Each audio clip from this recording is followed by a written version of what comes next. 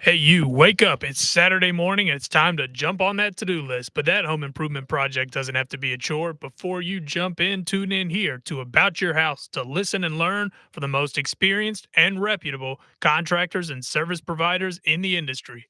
On today's show, we have Jeremy and Jennifer Barker of Bathmatic Custom Tile and Shower. About Your House is brought to you in part by Carolina Foundation Solutions, a licensed general contractor in North and South Carolina. From the hills to the coast, if you have a problem, they have a solution. Also brought to you in part by PutToolsInSchools.org, connecting students to tools of the trades and raising awareness of the many career pathways. So sit back, relax, and enjoy some time with us as we spread a little love. And now, here's your host, Ray Terry.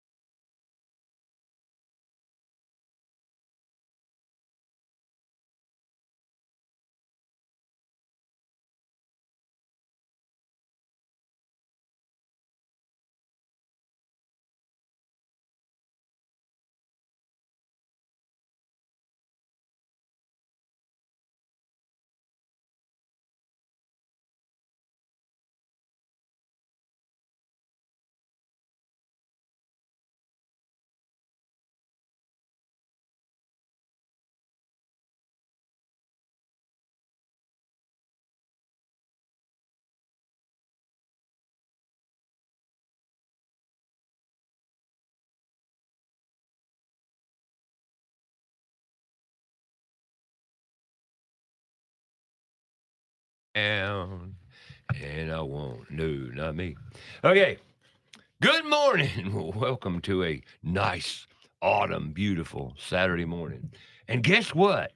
It's like you can guess, don't even know what I'm talking about. The weather. It's only going to get up to 58 degrees tomorrow. Chilly autumn day ahead. However, that'll bypass us very quickly, and we're back up into almost 80 degrees by the end of the week. Nice, beautiful autumn weather is one of my favorite times of the year, as it is with most people. If you're a real human being and you got your about you, you can't help but get up and enjoy autumn. With the leaves turning and all. We got a lot to talk about. Got Jeremy Barker and his wife Jennifer in the house today. Bathmatic Custom Tile and Shower. Got a lot. Jeremy's been a busy boy, and he is a busy boy just by nature. He's all over the place, and that's a good thing. Heart of gold, big heart, big, compassionate, giving, loving man, and I commend him tremendously for all his efforts in the drive for the hills of North Carolina. And speaking of it, the leaves. One thing, Halloween next week. That's Thursday night, right? Thursday night, Halloween. Good morning. Good See, now morning. y'all couldn't shut up a minute ago. Now you clammed up. Good morning, everybody. Totally clammed up. Not just letting you talk, Ray. No. Good morning. Oh no. The weather's beautiful. This is conversation. This time of the year, growing up, I mean, it was North Carolina mountains were part of my life. Mine too. Literally. I grew up, and I can't talk a lot about it because I'll get emotional. That's kind of why I stayed away from it, because of what it meant to grow up so close to the mountains. To this time of the year, you go up there and it's just like, wow. Oh, I know. It's magical. It's it's one of my favorite places on earth. Yeah, I agree 100%. And like I said, I've been to the beach and I love the beach. I do love the beach, And if you've grown up in Charlotte as I did, and y'all did. Well, I grew up in Charleston, so I grew up at the Okay, beach. you grew up so at going the to the beach. mountains Yeah. was my favorite thing. Oh yeah, I can imagine. Yeah. Because you had the coast right there under your feet. So Yep. literally. Yeah. But there are many times, you go to the beach and you just really enjoy it. There's no question that you love walking on the sand, feeling the sand between your toes. And you can't get that any other place. Mm-mm. I mean, even in a Lake Lure with the sandy beach, it ain't like the ocean. Not the same. But at any rate, but when you're in the hills, sitting on the dirt, grounded with nature and the abundance of, well, I look at it as God. That's my church. I grew up kind of that way to where nature became my sanctuary. To this very day, that's the way I look at it. If I'm in the woods, I'm with nature and God. Can't get any closer than that. Not even in a church. Absolutely. So it's been but when that happened, when the devastation, Hurricane Helene went through, and the next day when I saw pictures, I just was totally devastated. Took me a week, literally, to this moment. It's still tremendous. And I know, Jeremy, you've been up there and you've been I don't know where you've been. I know you've been a lot of places. Well, You've done a lot of things. So it's bad up there, and like you said, growing up for me, going to the mountains or going to the beach was always that key thing, and going to the mountains has always been special to me. And I've I've lost a part of my heart up there dealing with the people that I've dealt with and seen the things that I've seen, and it's it's a war zone. it's like if you've ever been in a third world country in a war zone, it looks like combat went through up there, and so Well, actually, it's different, but it's what it's done is restored my faith for humanity, right. Because right at the point in time where everybody's on the media and television tells you this, and what's happening up there is we the people has come together. And something I want to add before I forget about it is how important radio is, because every radio station that's up there that's been working, these are small time radio stations. They're community based. Yeah. the number one outreach for the people out there. So like right in this technological wave, when we think we're going all digital, bam, we get slapped in the face with something like this, a natural disaster, where people have to use radio. And them people that the radio stations have been rocking and rolling up there. I can't name them all off, but they have been rocking the map. And I'm especially thanks for old school radio, like what we're doing right now. Well, I wish we were on old school radio, and that's what corporate metro radio has. In my eyes, I'm not trying to be negative, and I'm too close to the forest, and maybe I can't see the trees. But you're right. Yeah. The small AMs and even smaller FMs around in the country, in the rural areas, that's real radio. Yeah, people still use it. Yeah, absolutely, and should use it in the big cities. In the big cities, it's become. When I grew up, speaking of radio was community based. Yep. We were, in Charlotte. Goodness gracious, the history around radio. Radio goes back a long way, phenomenal. But it's still with the old timers. And like, I don't want to drag it out and tell a long story, but I want to tell y'all a little story. I was delivering a heater up the side of a mountain in the backside of the Mount Mitchell area, right where you enter the Pisgah National Forest, the parkway right there, and outside of Barnardsville, taking a thing of propane and a heater up to an elderly gentleman. He said, I don't want no more water, no more toilet paper. I want a heater and I want some cigarettes. So I took him all them components back up there. And as I was leaving, there's a little Dodge truck parked up out there, and I heard the radio on in it. I said, sir, your radio is running in your truck. And he said, no, you see that drop cord right there? When the lights is out, son, I had to wire that drop cord up to power my speakers in the house. I got it playing all through my house. He said, the radio is all I got now. And that made me realize right then that was all they had. Jeremy, I knew in conversation this morning that you would tell us some things that we need to hear, and that was he beautiful. Cut a drop cord, well, wired it from his truck out of the tape player in his truck into a single wide trailer and had it hooked up to an old double stack Kenwood with an equalizer, and he had the news and whatever local stations jamming through there. I loved it. But he had no power in his house at all. No electricity, no infrastructure, but he had his radio coming off his truck. Yeah. Speaker wired to every speaker in his house. It blew my mind. But I was like, if these people didn't have radio, they would have lost their mind. And I'm focused I'm focused on like now in the recovery phases. We're in a phase 2. I'll go into it later. But these people just getting through the survival part, they didn't have any information because all these phones went down. My phone wouldn't work a lick up there until the last week or about midway through the week before. But when our immediate response went up there, me and Jennifer went up there blind the first time. I went in following a couple of days. We didn't have no cell service. These Starlinks, they were active, but we didn't have the code. You went with him? The first time, yeah. We went up there and delivered cases of water and clothes and baby wipes and ibuprofen and Benadryl and because that was what the first need was. And then once I realized how much stuff they had up there, I was like, whoa. Well, we need to go back and work. I said here on the radio, I said, this is chaos 101. Yeah. And we're going to have an outpour and frankly overreact to certain items, which we did. And look, I'm not here to be right. I'm just merely saying, because I was questioning what should I do? Yep. And we're going to talk about that here on the show today about what can we do, because it's just started.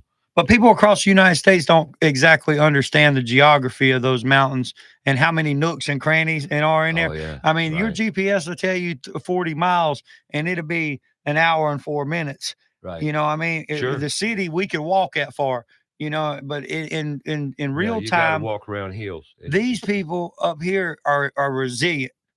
They're striving. I've seen things happen that I never thought I was going to see in my lifetime up there during this process. And it's all been happening by the goodwill of the American spirit, real men, blue collar people, the guys that's running construction companies, my fellow blue collar workers are coming out, taking and donating their time and doing what we're doing. And it's been great. And I've seen progress and I've seen hope in people's eyes. My thing is, I like to help everybody. And I'm up there. I'll be back next week. We're going to fix that for you, ma'am. Yes, sir. We're going to get that. Let me work on getting this done. Let me work on getting that done. And I see that the progress is going in the good ways. And it's awesome. I love doing it. But I had to take a couple days to get my business and everything back in order. And now I'm reclaiming traction and going to make another move to go back up there. And all this is phase 2. But it's all been good. But what it brings back to is like what you said is when you ride in that parkway or up 74 and you get on 40 or anywhere up around there leading to them places, it's still beautiful. Oh, it's the colors is phenomenal. And the thing is when you get off that road and you go down into them pits, that's when it changes. But you can do it within a 2 to 3 mile reach. Things can change 180 degrees. Oh, yeah. No and the forest, I've never seen things like I've seen in the forest up there after this. I'm no axe man, no logger man, but I've sure been playing chainsaw man up there. And it's something like out of this world. It's like somebody dropped a whole handful of toothpicks in this coffee cup right here. That's what the forest floor looks like. Across people's driveways. Oh, yeah. No. Water move things, cars, big boulders. Water. I've said it since I've lived because I understand the power of nature. The power of water in nature. Now, granted, this was an all-time high in nature. Not that much water has not been dumped on land that they're even aware of. No, it said we met with some friends while we were there and delivered them supplies, and she works for the county and the department, and it exceeded their rain gauges. Yeah, their rain it broke the rain gauge. It blew every rain gauge in the hills away. So they had them for a 100-year flood, but they exceeded and they went past that. So there is no measurement. But I see markers on the trees. Like this fella, he told me, he said, "Look, you see where I nailed that 2x4 on the wood on the tree right there?" He said, "That's how high the water was." He said, "I was in my kayak when the rain finally peaked."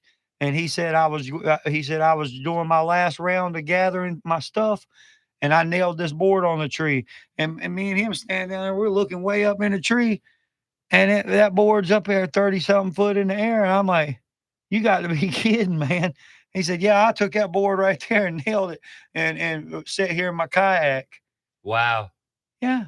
That's how high the water was. Oh, I know it was. Well, just looking at the picture, growing up in Chimney Rock, looking at that picture, I just said, because one could only imagine, because I've stayed on that river. Yeah, oh yeah. And played in that river, grew up in that river, in Yeah. various parts of that river. And there's a place called Flat Rock Creek Falls, we called it growing up. It's on private property. It's up, what's the county above, right beside Buncombe? Shumont Mountains on it, Bat Cave. That's Henderson, maybe? Yeah, Henderson. Okay, in one of the counties up there. Anyway, it's up 9. You know, you get off 74, you bypass in Chimney Rock there, and then you go up 9 to Yeah. go up 9 to Black Mountain. And up about 5-6 miles to the left, there's this little gravel road, just like in a lot of gravel roads in the mountains, right? And you hang a left. If you didn't know where it was, you didn't know, you couldn't find it, okay? Because that's, the mountains. Yeah. Well, you just talked about it. Yep. So we would go up there, and it was a beautiful, beautiful waterfall. And the people that owned it lived in Valdosta, Georgia. But we grew up as kids going up there with our family, and we just kind of maintained it through the years. There was a spell of about 20 some odd years I never went up there. But I'd like to go up there now. Go up there and check, make sure it's still there. Well, it's there. Because I've seen waterfalls that's disappeared, and then new waterfalls that's been made since I've been up there. But that's my point. One can only imagine, and the house itself that sat on a point looking up at the falls of where they stayed. And I know the house is gone. I know it's gone. It's got to be gone. So, it's just, that tells us we got to go. But, we'll get right back to it, Ray, won't we? Well, it's changed up there. I'm certainly not going anywhere. No, and it's a perfect example how nature can change the topography, the geography, and nature itself. It's phenomenal. Yeah. But you're listening to About Your House. Any questions? You want to talk to Jeremy? Jeremy, how many times you been up there now? I'll go. This will be our 10th trip. 10th coming trip. up. Yeah. Gotcha. All right. We're going to talk more about the mountains, because I knew that he's been up there. He's been very active. And, hey, won't hurt to talk about it.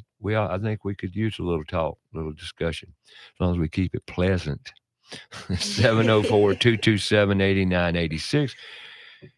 We'll be back. More About Your House right here on Fox Sports Charlotte.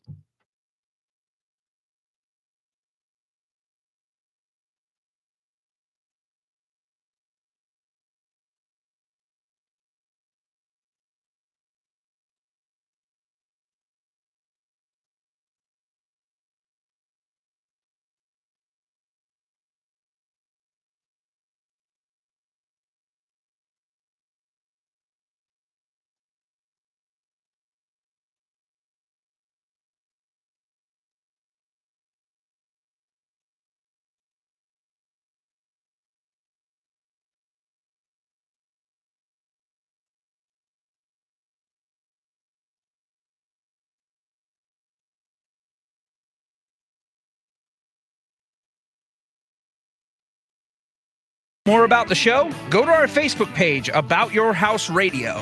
We'll be right back after a word from our sponsor. Carolina Foundation Solutions is a family-owned and operated company and a licensed general contractor in North and South Carolina, providing foundation solutions from the mountains to the sandy shores of the coast.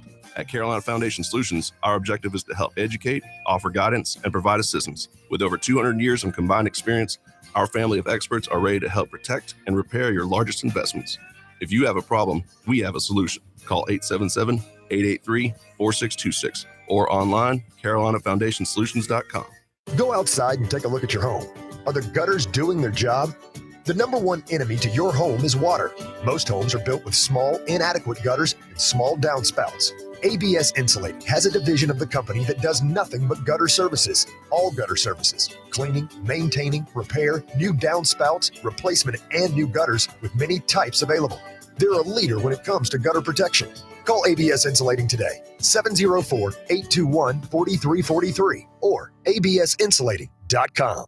Owens Chimney Systems is known for all professional chimney services since 1989, including chimney cleaning, recommended annually, chimney evaluations and inspections, any and all chimney repairs and restorations, gas fireplace and gas fire log service, furnace cleaning, cleaning out one of the most overlooked appliances in the home. Get it done right the first time. That's Owens Chimney Systems at 704-554-9595. Or you can visit us online at owenschimneysystems.com. Have a comment or question for the show? Call us 704-227-8986. That's 704-227-8986. Now, back to the show.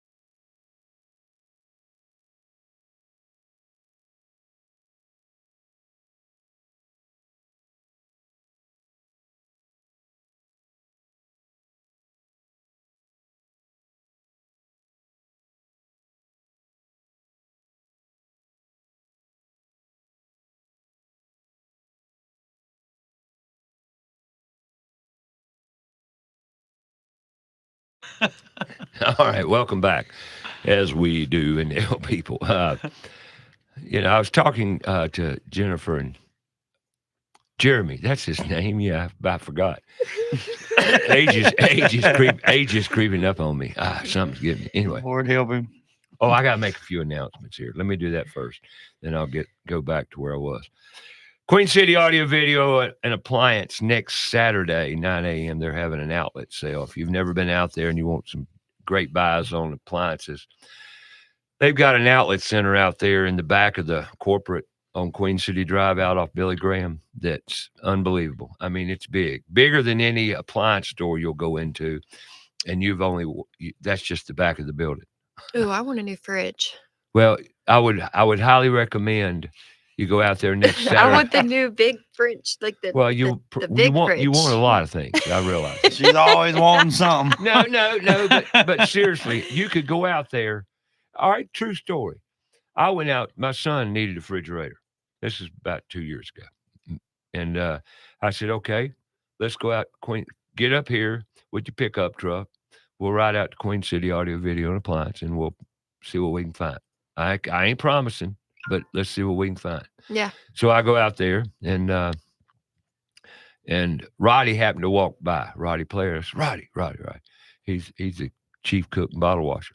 So he's the man. So I says, I'm looking for, this, that, and that. Well, we went back there and looked at some, but I really didn't see anything that rang Reuben didn't, my son, ring his bells, didn't make him excited. So then Roddy called me on my phone. He disappeared, and then, he went to do his thing, whatever he does. And then he called me. He says, I got one I want you to look at on the other side of the building. And went over and looked at it. It had a little ding in the drawer. Okay. Mm-hmm. He said, you can have the unbelievable price. And I says, Reuben said, man, I'll take that. Well, then he called and used warranty to get that drawer front, and he replaced it. So he in essence got a brand new fridge at a great price.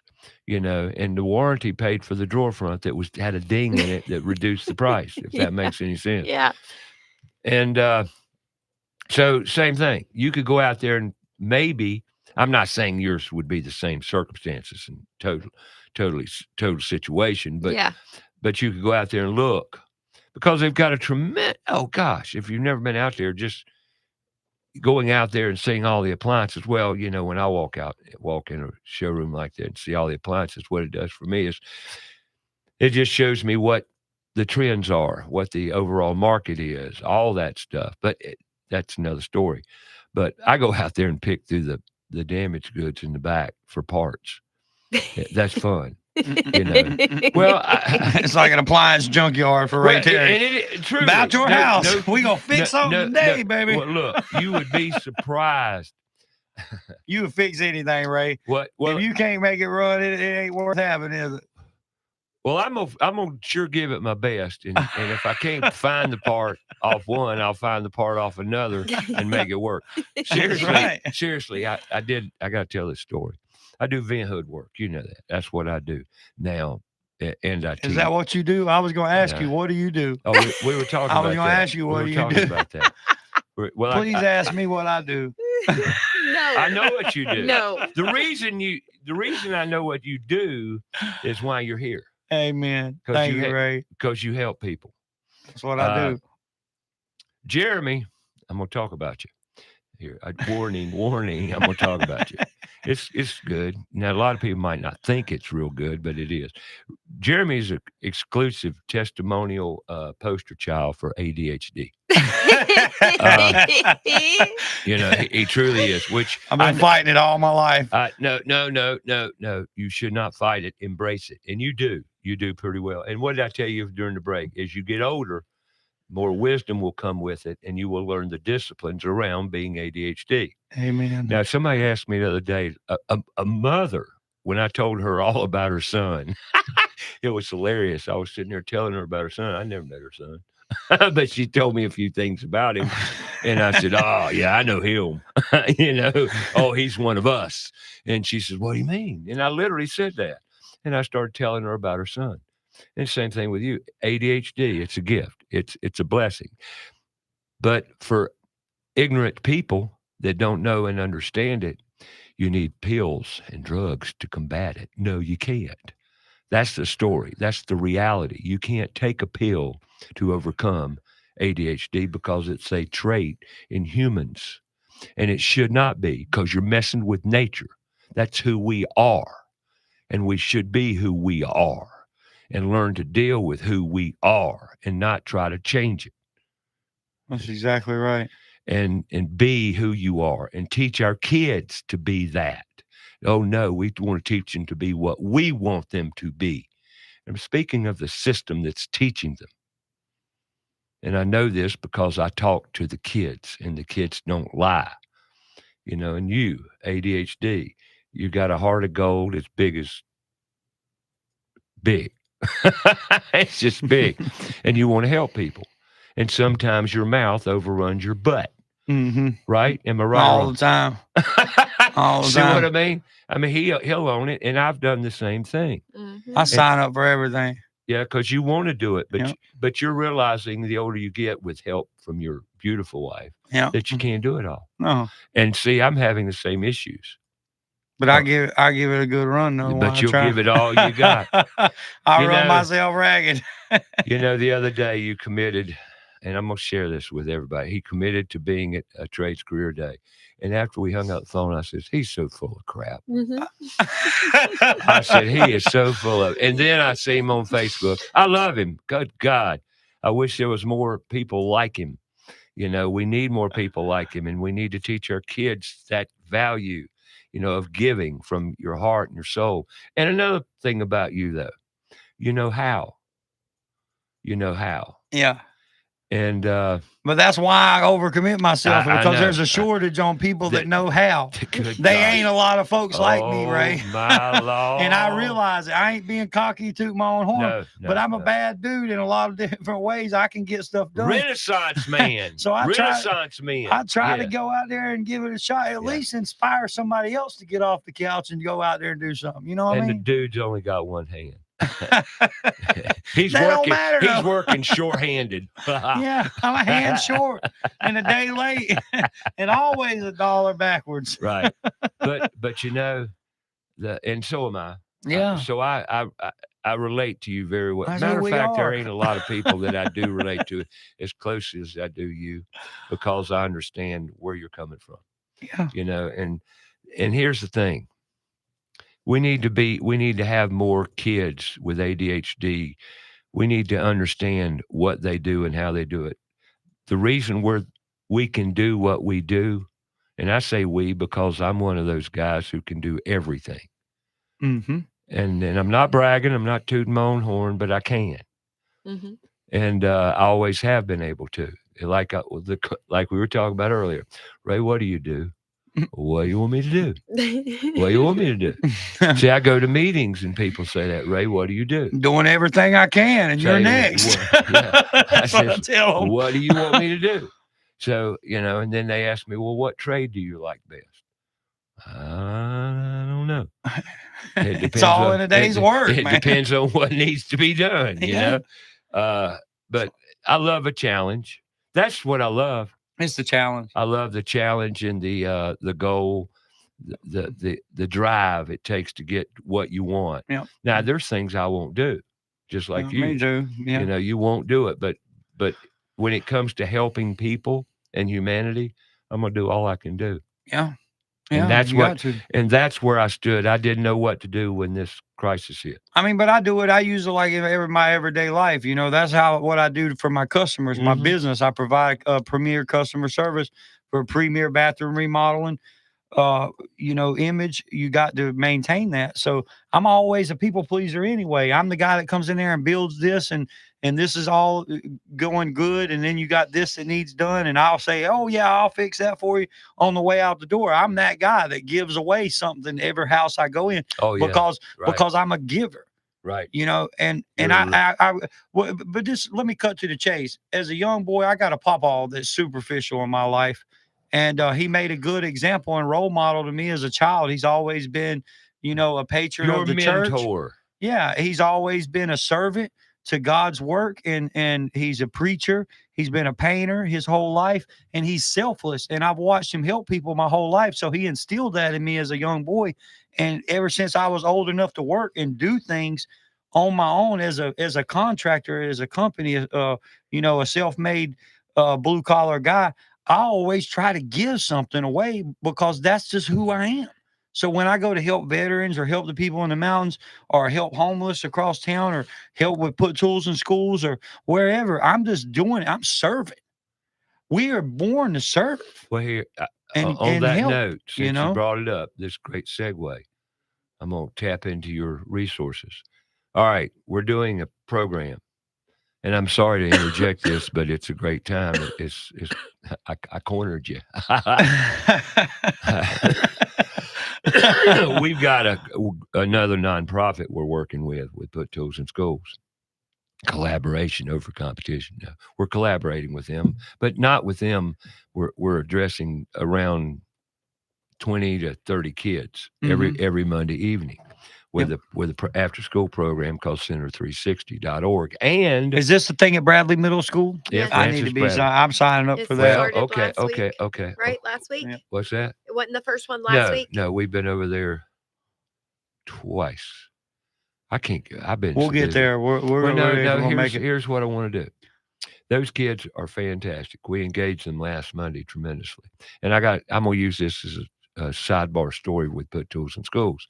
Last week, talking about working with your hands, mind, critical thinking. And that's essentially what we've been talking about, helping in the hills. Because if you don't have the background, the knowledge, the know-how, and I'm talking soft skills, such as getting along with people, communicating, and all those things, our kids are not in touch with that kind of reality these days, unfortunately. And For example, last Monday, we met with that group of kids, and I want to share. There was 17 kids in the room. After school program between 4 and 6:30. We show up at 4, engage them about 4:30 after they've had their snack. And anyway, they have their snack. And Well, then kids are hungry because they eat lunch early. kids eat too much food. Okay. God, Ray. I'm sorry. But, hold on. Okay, you got me. So you stop. You put the brakes on. So Just let the kids eat what they want so they can come and learn. Let's talk about the bag, okay? The bag of snacks is 100% sugar and stuff those kids should not be eating, okay? Yeah. It's junk food. Yeah. My point. And, let's don't forget the sweet high fructose corn syrup drink they drink. And then they wonder why they get wiry after eating a bag of sugar.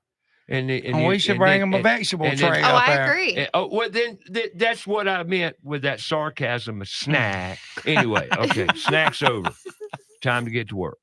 So we engaged these kids with, first talked to them about the electrical trade. Jeremy Johnson came in and helped a little bit. And he got talking, and we started engaging them in hammer drilling concrete block, driving nails, with a hammer, literally driving nails. These are middle school kids. Half those kids never drove a nail in their life. Most of them had never had a drill in their hand, nor had they seen the electronic and wire board that Jeremy made. You'll see it. Yeah. It's just amazing, a tic-tac-toe board.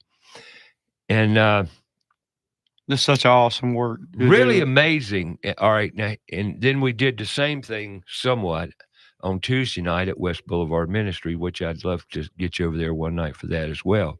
Kids are fantastic.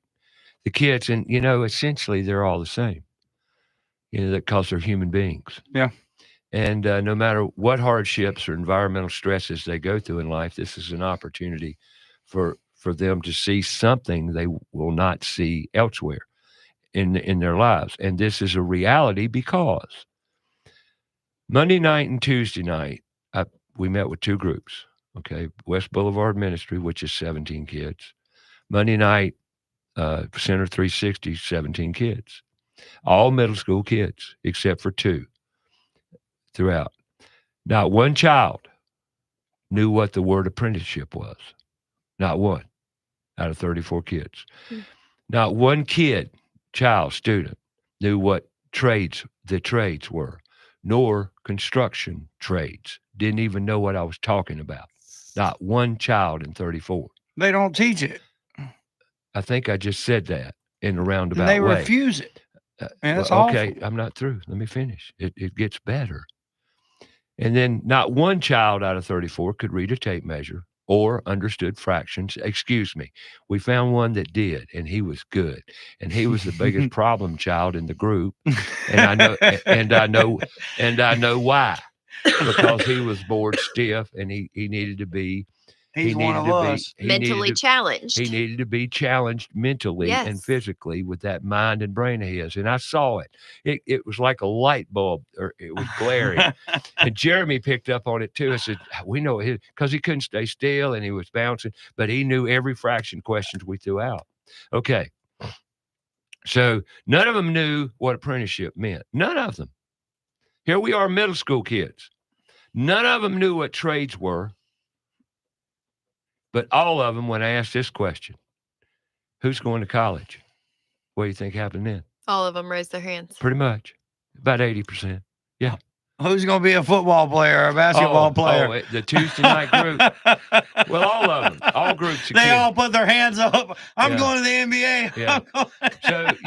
So, folks, that's what we're dealing with. And you know what? That's my purpose now. Yeah. Because those facts, real. Those facts I knew were there. But they just validated how bad or what we're not teaching our kids or exposing them to. I don't care if you teach them, but they at least need to know. And not for the industry. not for the industry, For life skills. for life skills, Yeah, so they for can living survive. every day. Because you're going to have to do it, buddy. You're going to have to get out there and swing And that I'm hammer. working with a 20-year-old. You didn't know about this. I'm mentoring and tutoring basically a 20-year-old who is the same child at 20 years old. And all these kids out here, now look. I got hope for him because you've done a good job with me, Ray. No. You're I've got hope for him. I know you're going to be all right. no. But folks, we got a problem. You've got the problems, not me. I'm done. All I do is see it, talk about it, hopefully try and do it. And But what about the generations after you, Ray? that's the key right there. But there's what a about lot your grandson? Oh God! Oh, my When grandson, he I'm not grows worried up, about. who's he going to have to grow up with? He'll be teaching because if I have anything to do with it, he'll know. He's already put tools in his hands. Boy ain't 3 years old yet. That's right. But I haven't seen well, that's another story. Let's stay away from that one. It's just life will throw some curves at you, let me tell you. But we've got, and that's I woke up after the hills and I said, what do I need to do? Where do I need to be? And I said, I need to stay away from the hills. I need to stay out on the home front and take care of business here, especially as old as I am. Not that I'm old, because I can do everything I did when I was 40, and I'm ready to go. However, I'm not done, because there's a lot of building. There's a lot of repair, rebuilding, and work to be done. No, it's a long road.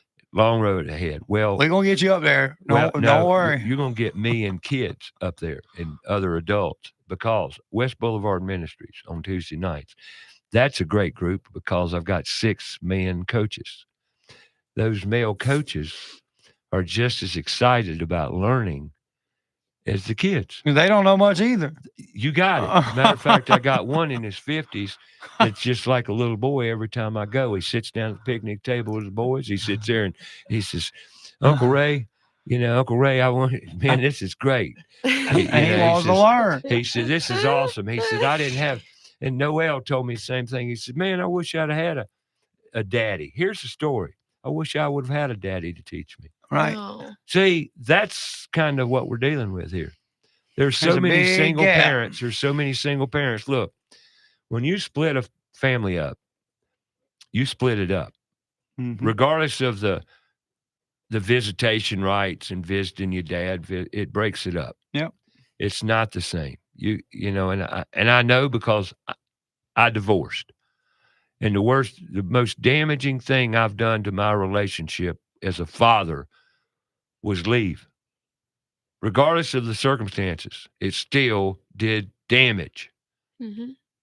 I know it did, because me and my son have not had a great relationship because of it. Now, what can you do about it? Acknowledge it. I have. But in every relationship, it takes 2 people. It takes 2. And it takes a consolidated effort to make everything happy. And so, life is what it is, but these kids out here don't have that. And you can talk to kids now. I've learned having discussion with these kids and students. Within 30 seconds to a minute, you know where they're from. Yep. You know what environment they're from. That's why I love doing it. Yeah. Making engagement with them. But, hammering nails, putting screws in a piece of wood, the simplest things light those kids up because they have never had that opportunity. And like I said, they're not aware. They're not aware. You don't know what you don't know, and you then never know if you don't ever do. So, and we got a lot of work to do in the hills of North Carolina. Yes, and there's no reason we can't teach these kids around the need, because, well, I'll talk more about it when we get back. 704-227-8986. You're listening to About Your House on Fox Sports Charlotte. Download the free app, stream it live, or go on your browser, foxsportsradiocharlotte.com. We're on Facebook Live and YouTube Live. Hi, y'all. So there we are. Tune in, turn on, and talk to us. 704-227-8986. We'll be right back.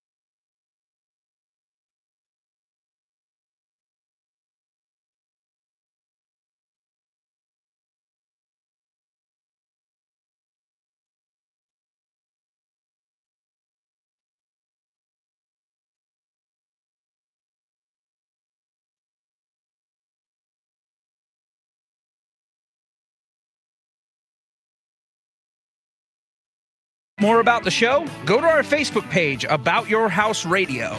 We'll be right back after a word from our sponsor. John DeLand here for Crown Town Cannabis. We at Crown Town Cannabis care about you and your health. All of our products, from edibles to topical creams, are all third-party tested for purity and quality. 4 locations, open 7 days a week to help you with any concerns you may have. Monday through Saturday, 10 a.m. to 7 p.m. Sundays, 11 a.m. to 6 p.m. You can call us at 704-412-7121 or online at crowntowncannabis.com. The professionals at Kilo Exterminating Company have over 70 years of experience in pest control. Throughout the years, they always pride themselves on maintaining the highest standard of quality and customer service, with every technician being state certified. And moisture readings are standard with every inspection.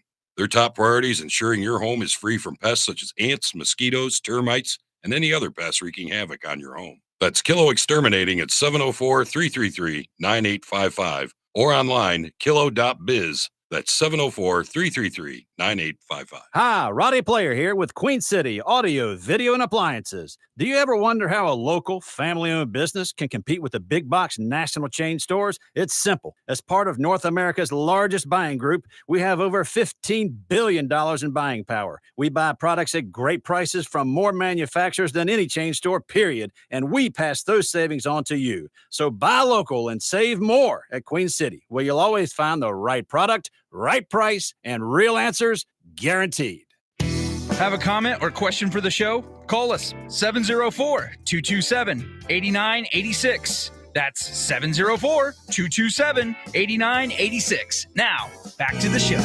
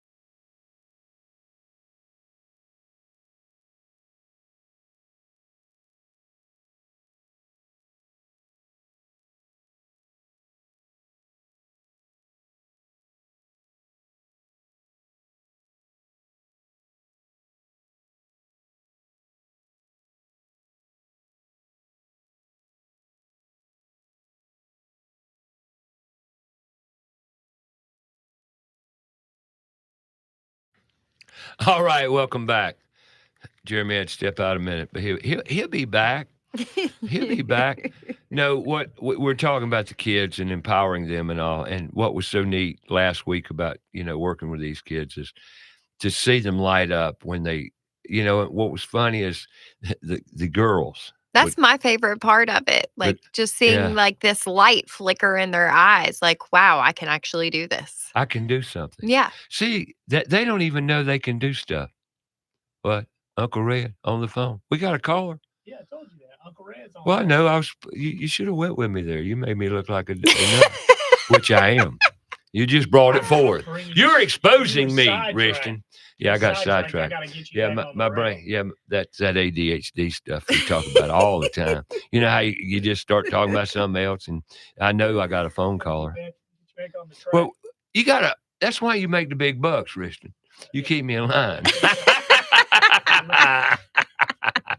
All right, let's talk to guess who, our buddy, favorite one and only guest, Uncle Red. Hello there, guy.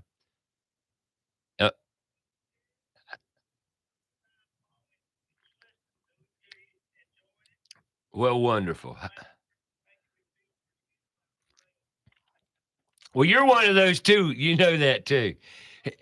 He's another giver. How old are you now, Jeremy? Jeremy, you're not Jeremy. You'll be 79. I can't keep up. Lord.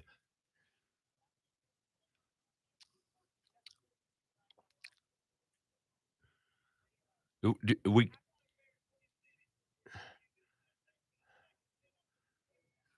all right.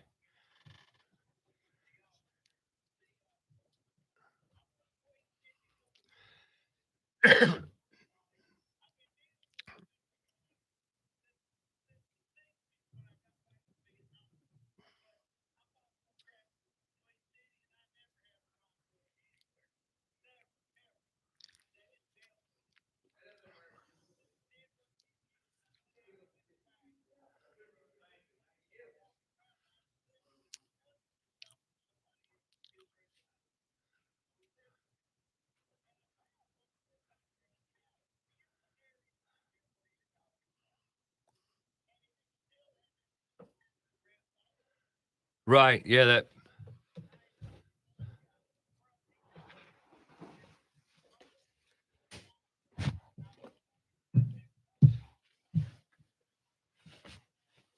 sure.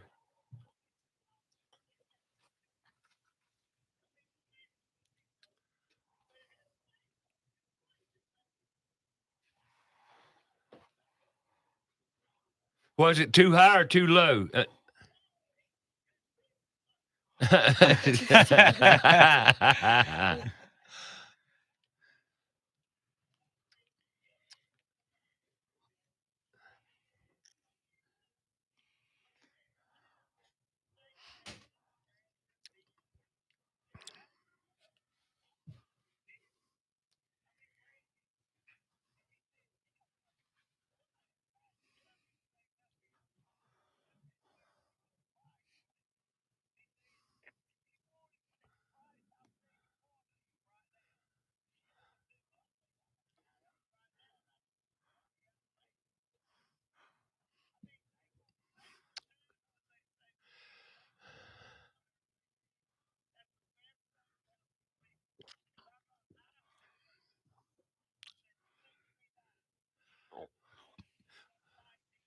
You know what's amazing is that I've been dealing with it since 1971. That's the first credit account, charge account I ever opened as an adult. You got your wife a refrigerator. No, I bought a Zenith television. Go ahead. What?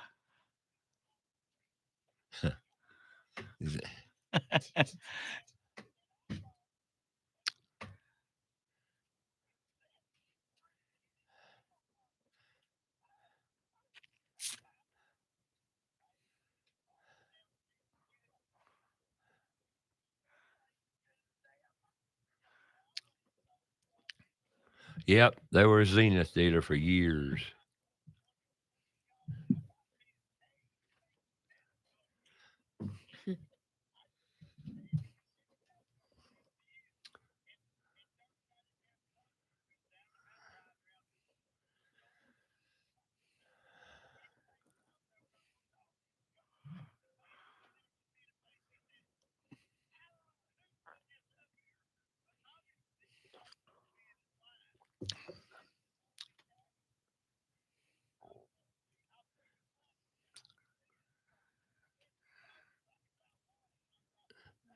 Right. I hear you. I got it.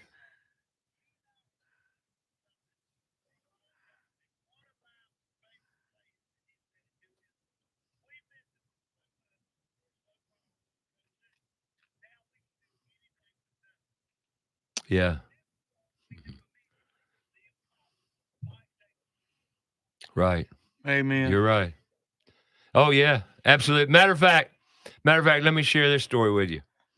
I've got and I'm not bragging, but I must say I've got a reputation of being very resourceful and working things out, like I'm a problem solver. A guy called me yesterday, says, somebody gave me your name. I got a downdraft vent system behind my oven that it won't telescope, and I got to replace it because it's 25 years old. I said, okay.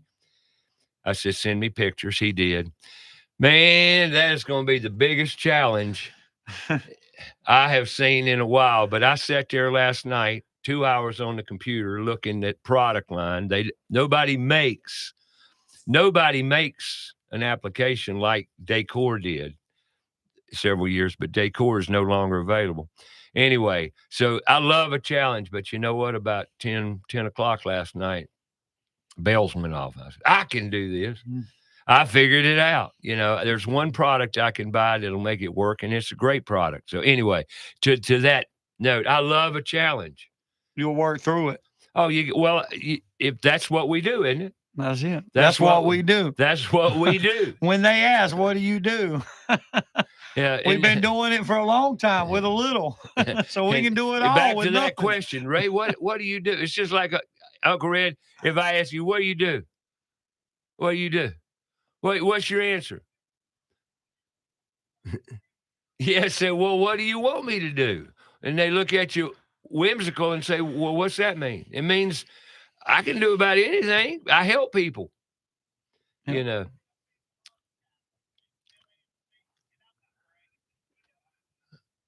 Yeah.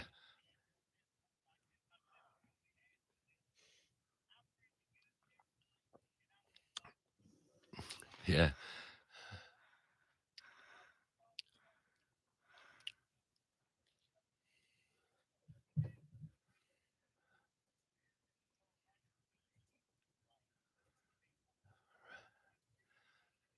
You're a communicator, big guy. You talk well. You're full of crap. You do well. No.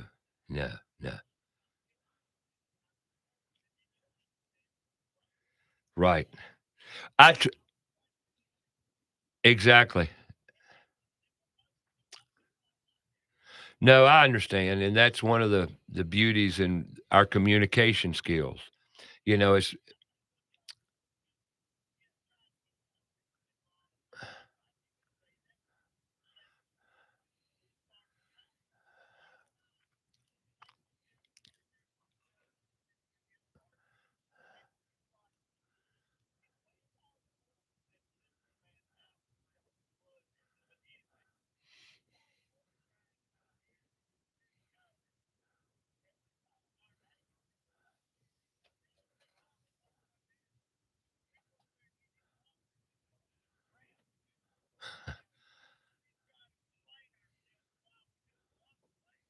right.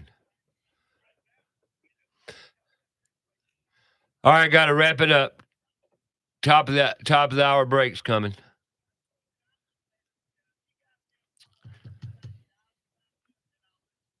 Love you as always, brother. Take care. Drive safe. Be good. All right, Take care. Uncle Thanks Red. for your call. Thanks for calling. All right, we're going to bye.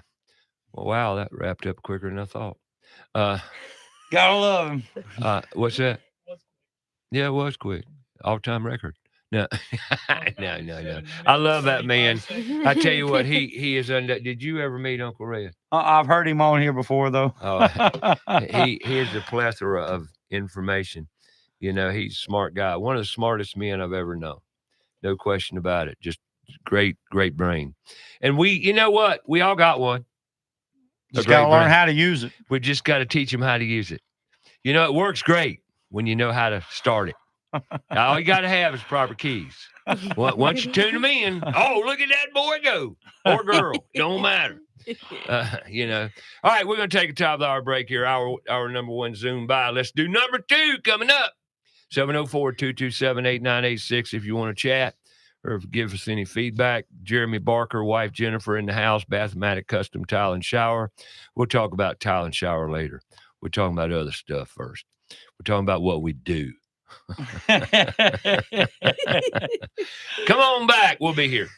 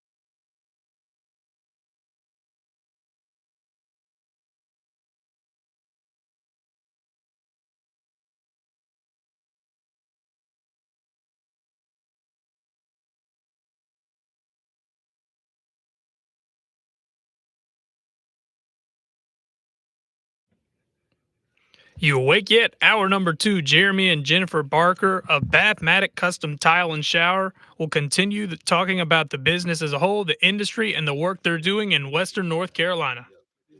About Your House is brought to you in part by PutToolsInSchools.org, connecting students to tools of the trades and raising awareness of the many career pathways.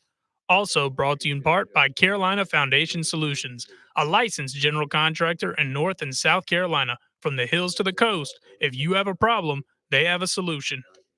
So sit back, relax, and enjoy some time with us. We'll share our knowledge and provide encouragement to improve not just your home, but every aspect of life. And now, here's your host, Ray Terry.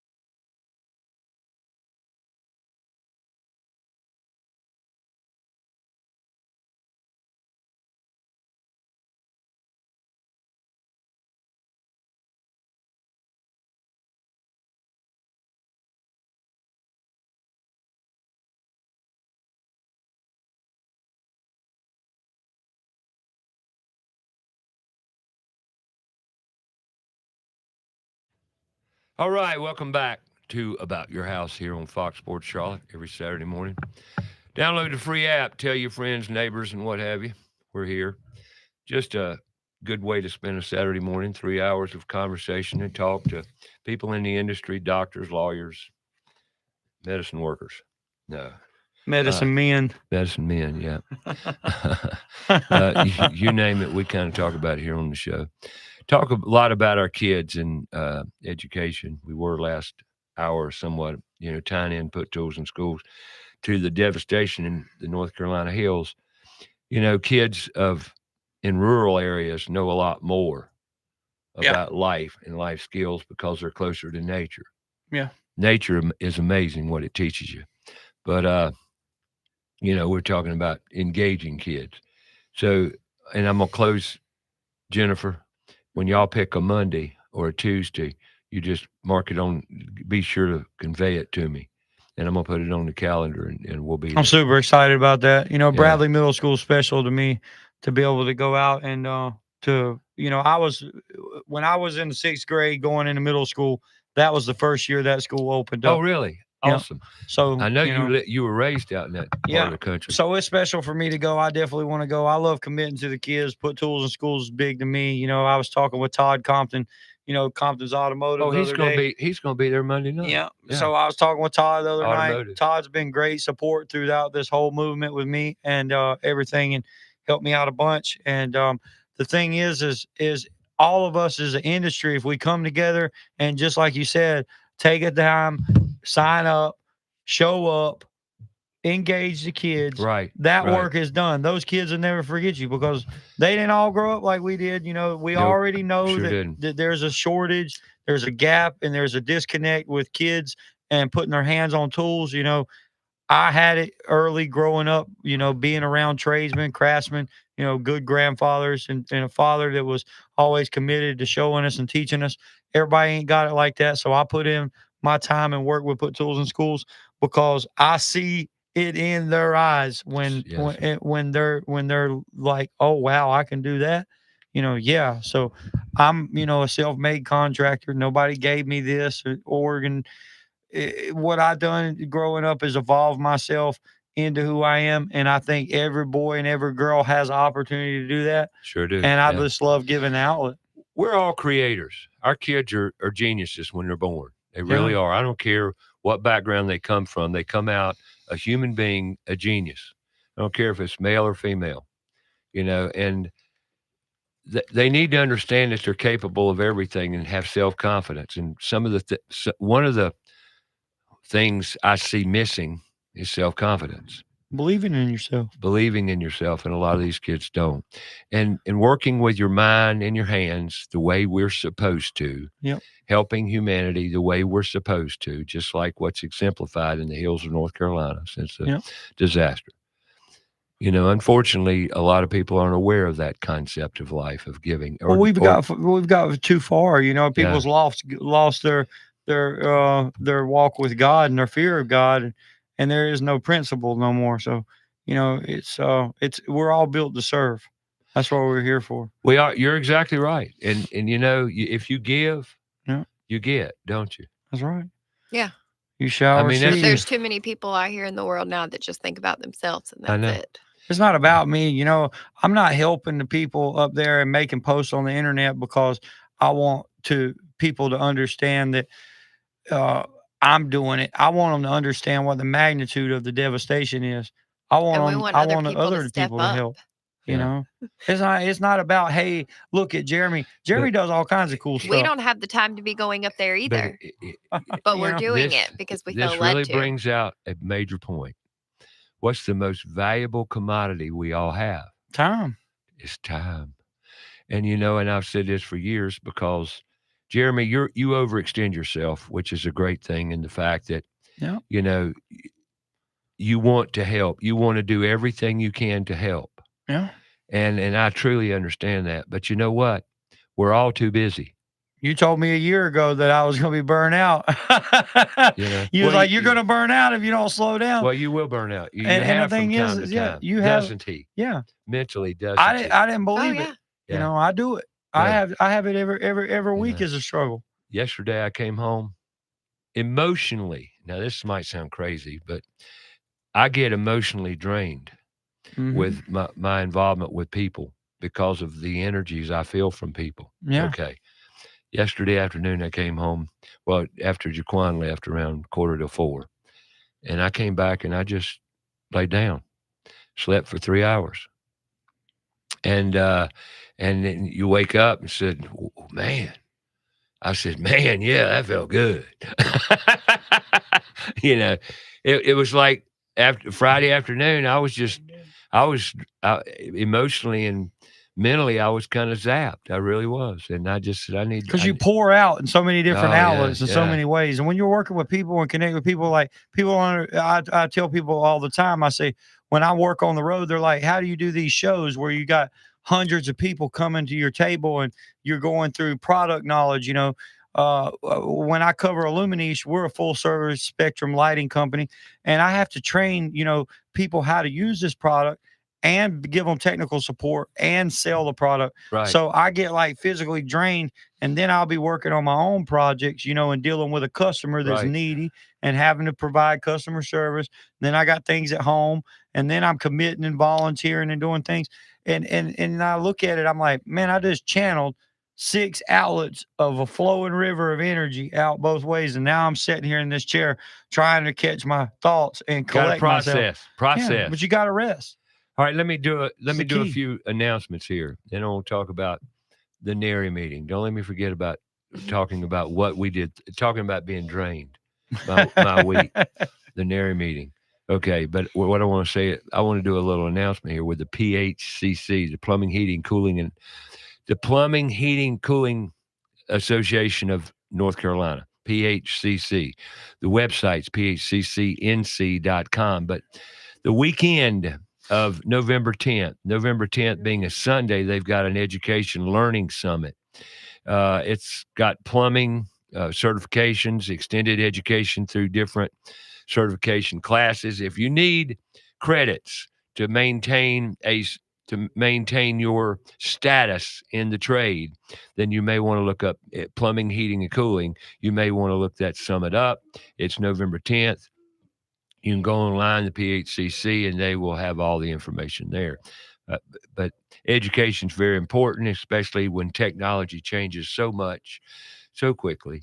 And Lord of mercy, Constant evolving. I was working with Jaquan this week, showing him how to.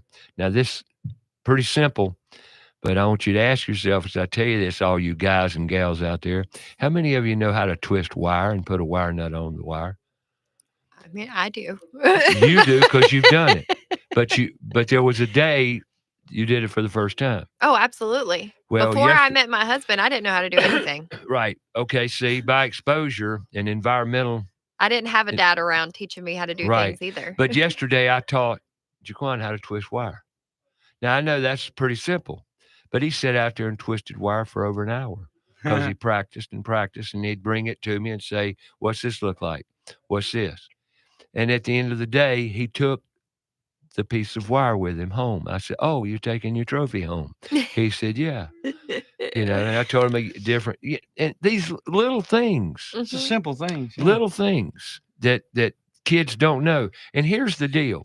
He sat out there and used the screw gun and put screws in lumber for over probably about another hour. Yeah. Because he didn't know just the feel of an impact driver. And you know what I'm talking about. Keeping it in the socket and learning how to do it without spinning the driver and all that stuff. The only way you learn is by doing it. Now, in school, they don't do anything. Like you said it is. I ask my boys every time I get in the car, I pick them up from school. I say, what do you learn today? And I asked my youngest son the other day, he comes in there, piling in there with his music instruments, his book bag, his lunch box. But he's got a music instrument. That's great. I'm like, hey, man. Most fun he has all day. You got enough stuff. Band this year. You got enough stuff, don't you, to carry to school? Yeah, this wears me out, Dad. I said, well, what'd you learn today? Oh, nothing. I said, what'd you do? He said, well, I read some stuff. I wrote some stuff. I eat some lunch, and I played my instrument. And then here in this truck coming home with you. And I just kind of cracked up about it. I'm like, so that's all we send you to school. So you can read, write, add, subtract. I said, you already learned all that. You might as well come to work with me. I said, you'll learn more. He'll learn more. Yeah. He really will. Hey, I met a guy out on the Pacific Northwest coast. He homeschools his son. He takes him to school. I call him the Pacific Northwest tile kid. It ain't Lucas, is it? No, it's a good buddy of ours, Jay McCafferty out there. His son's name's Waylon. He's an all-star wrestling kid. He's into playing football, but he's into setting tile. And his daddy takes him to work, and they do half the day in homeschooling and half the day setting tile. Awesome. And that's a crafty little dude right there. Yes, what's indeed. Amazing, and this is the whole. I think they're wasting our kids' time. They're totally. They wasted my time in school. They're indoctrinating them. Yeah. They're indoctrinating them and training them to play in the box. Yeah. See, we don't play in the box, Jeremy. No. See, and that's why we're not respected and liked in our industry, because we don't play in the box. You have to play in the box to conform with status quo. The world's all black and white. That's why you marry a woman who stays inside the box. Possibly. I stay in the shades of gray. You know what I mean? Yeah. And well, no, the box ain't good to be inside of. It's like people say, well, did you ask permission? No. Oh, Lord, no. Why? Why would I do that? I never ask questions later. I don't want to hear the answer to. I mean, think about it. Just do it. But what if? Oh, there's something I don't mess with. I don't mess with them what ifs. If things go bad, we'll deal with it later. Oh, right. That's a fact. We're going to move forward to it right now. We're going to deal with it. Yeah. We're going to deal with it, as we always do.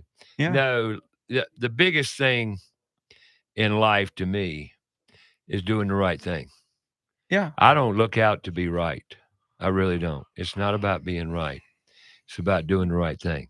That's the thing. We live in a free country. We have rights, and you're not and going I to don't take need it to- away from me. I don't need to ask you to do this or be politically correct or be okay. If it hurts your feelings, you're gonna deal with it, and we'll Right. talk about it later. But I still love you. Yeah, I love you. I mean it. I did what I did. I love you. You know what I I mean? swear I do. I'm sorry we don't agree with that, but hey, love's behind, but we're going to keep on. Yeah, I don't want to hear what died down on the farm, and I ain't sitting on the porch. No, we ain't messing with I got to go. Right. Well, I got to take a break, and then I'll come back and tell you about what we did at Neri. And it basically, it was around put tools in schools, and I want to bring up what we're doing. Look, my mission now is to create a workforce of kids, students that are happy, purpose-filled, and driven, okay, and critical thinkers. Now, how do we achieve that? Not for me. It has nothing to do with me. It's about their happiness and our future as a country. Yep. Because they don't know what they don't know. And I'm going to tell you another little... That's your contribution, though. That's what you want to leave. That's the legacy that Ray Terry will leave. Well, when you go one day, I think we all are going to be a part of it, just like you are. We all are. It's vital that somebody set it up now. Somebody, the infrastructure. We've got to, You're doing it. Well, I'm trying. We're doing it. We are. Yeah. It's a we thing. All right, I got to take a break. 704-227-8986. We'll come back more about your house and stuff.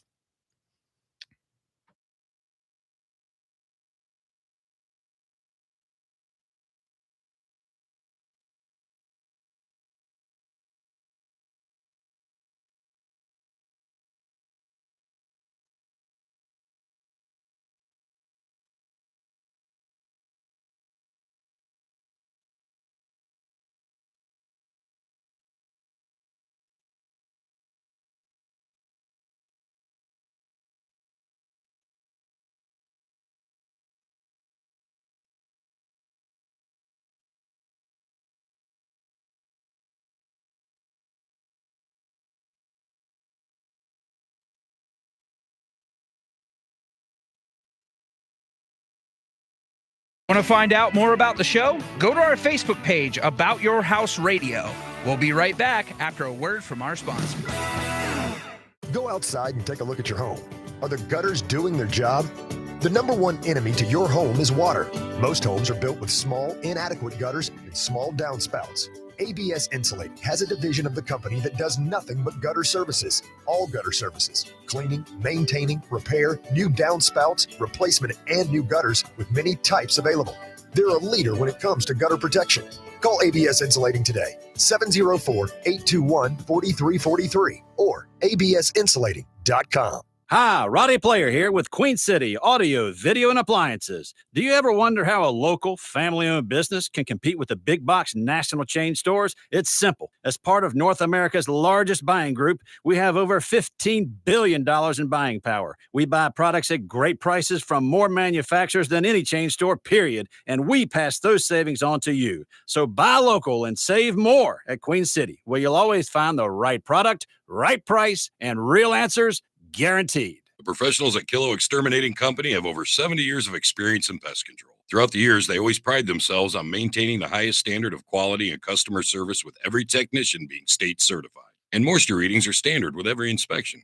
Their top priority is ensuring your home is free from pests such as ants, mosquitoes, termites, and any other pests wreaking havoc on your home. That's Kilo Exterminating at 704-333-9855 or online, kilo.biz. That's 704-333-9855. John DeLand here, manager at Crowntown Cannabis, Charlotte's original CBD and hemp resource, where the staff can help you with any questions or concerns. All of our products are third-party tested for purity and quality. Oils, edibles, Delta-9, topical creams, vapes, THCA flower, and products to help with the pets. Visit our new South End store at 115 Park Avenue in the South End. All 4 of our Charlotte area stores are open 7 days a week. Check online for the store near you. That's crowntowncannabis.com. Have a comment or question for the show? Call us 704-227-8986. That's 704-227-8986. Now, back to the show.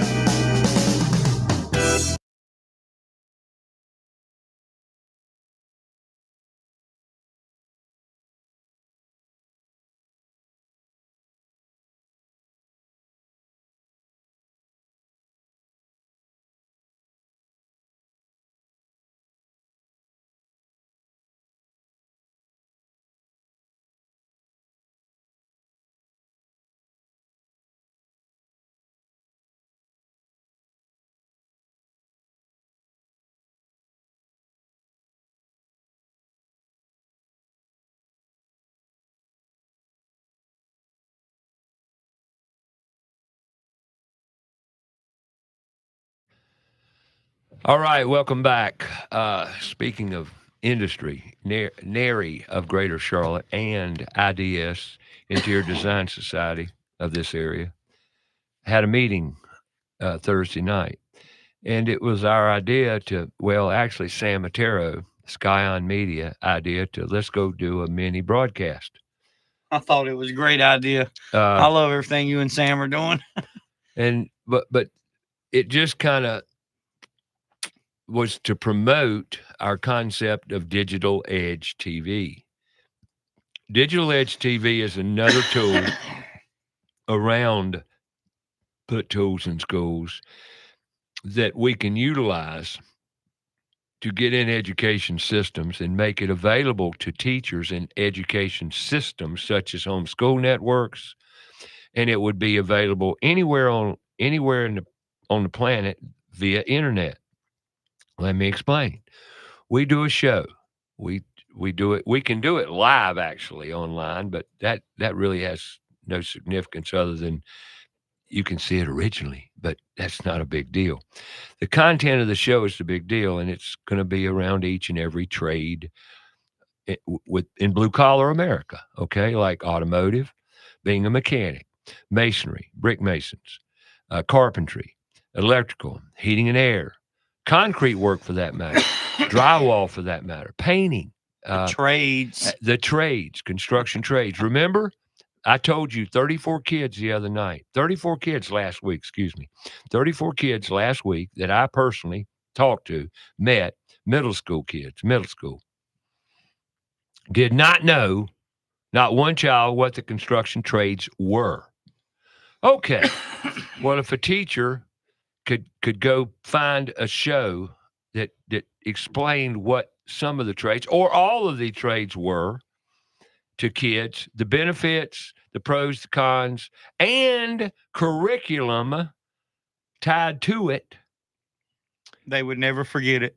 They would have a great resource in showing those kids in their classroom. And help the kids we can't touch, that we can't get to. Exactly. Yep. And we can make that available. How? Marketing. Gotta have it. Marketing. They've been marketing college now since the mid-'70s in a very big way because the money powers, the money king said that's what we're going to do, and that's what they did, and they're still pushing it. One of the reasons it's hard to get into schools because they have literally indoctrinated our whole culture into believing, because when I asked those same 34 kids who all was going to college, guess how many hands I saw go up? Every one of them. Almost all of them.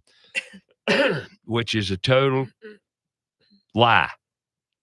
Ain't gonna happen. Ain't gonna happen. Not with the demographics of the kids that I'm dealing with here. And that, but I'm not here to kick them out of college. I'm here to just give them other pathways of happiness and success, okay? They don't even know what the construction trades are. So how can we teach them digital edge TV? But we've got to market it now. Got to get it up and going. Put tools in schools needs money to make all this stuff work. Exactly. I never needed money the first 4 years because I made it easy. But now it's gotten complicated. We need support. I know money's short today on every situation and on every front, but we got a problem. And, it takes money to work, although it's not going to stop me. That's right. I'm going to keep it going. I don't care where, how, whatever. We're going to find a way to make it happen because these kids need it. They need it for their sanity. They need it for their well-being. They need it for their future, and they really, really It's vital. Do. It's absolutely essential. For the next 100 years of what we're depending on in our labor force, we have really not a pot to piss in when it comes to, if you're looking at it and down the long road. And let's be real.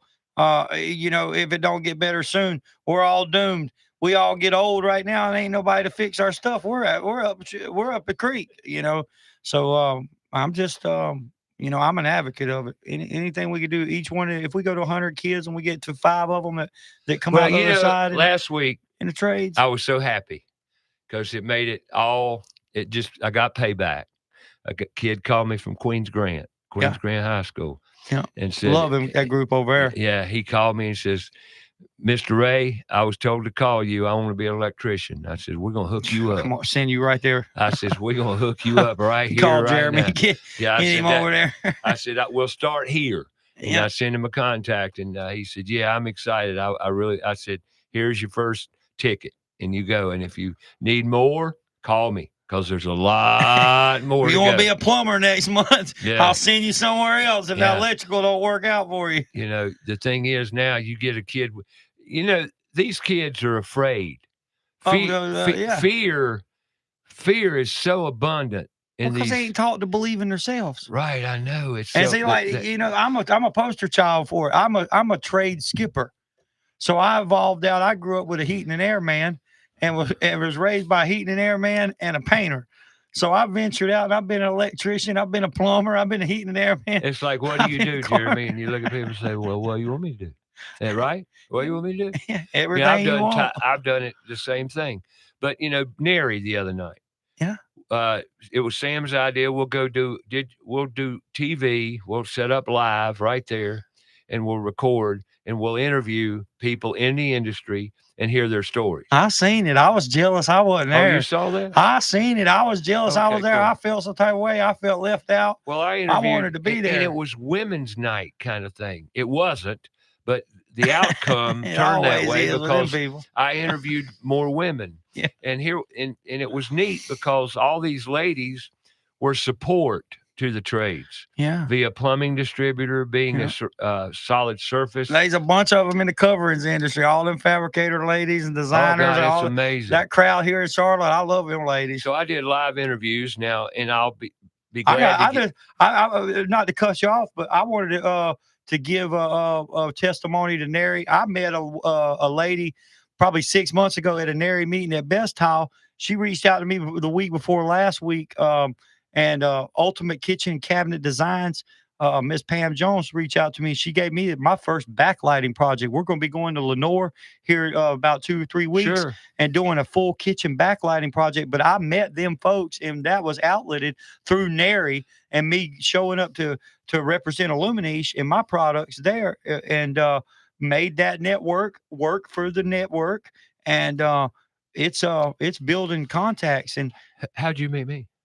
Through Nary. Nary. That's what I'm saying. It's all good. I love Nary. Well, Nary. Well, it's not so much I love Nary. Yeah, you do. I love what Nary stands for. Yes. It's professionalism. It's education. Good fellowship. People and fellowship. It's the good people. Networking. Yep. And the network of home remodeling, home improvement contractors. Being around like-minded people. Yeah, exactly. Mm-hmm. And this is something. It's a fountain, man. It's something I recommend. Well, we went the other night and spent. Now here's the kicker. This is why I took a 3-hour nap yesterday. Well, I was tired. Ray was wore out. Well, I got up. I mean, at 1 o'clock, I buzzed over to Sam's house.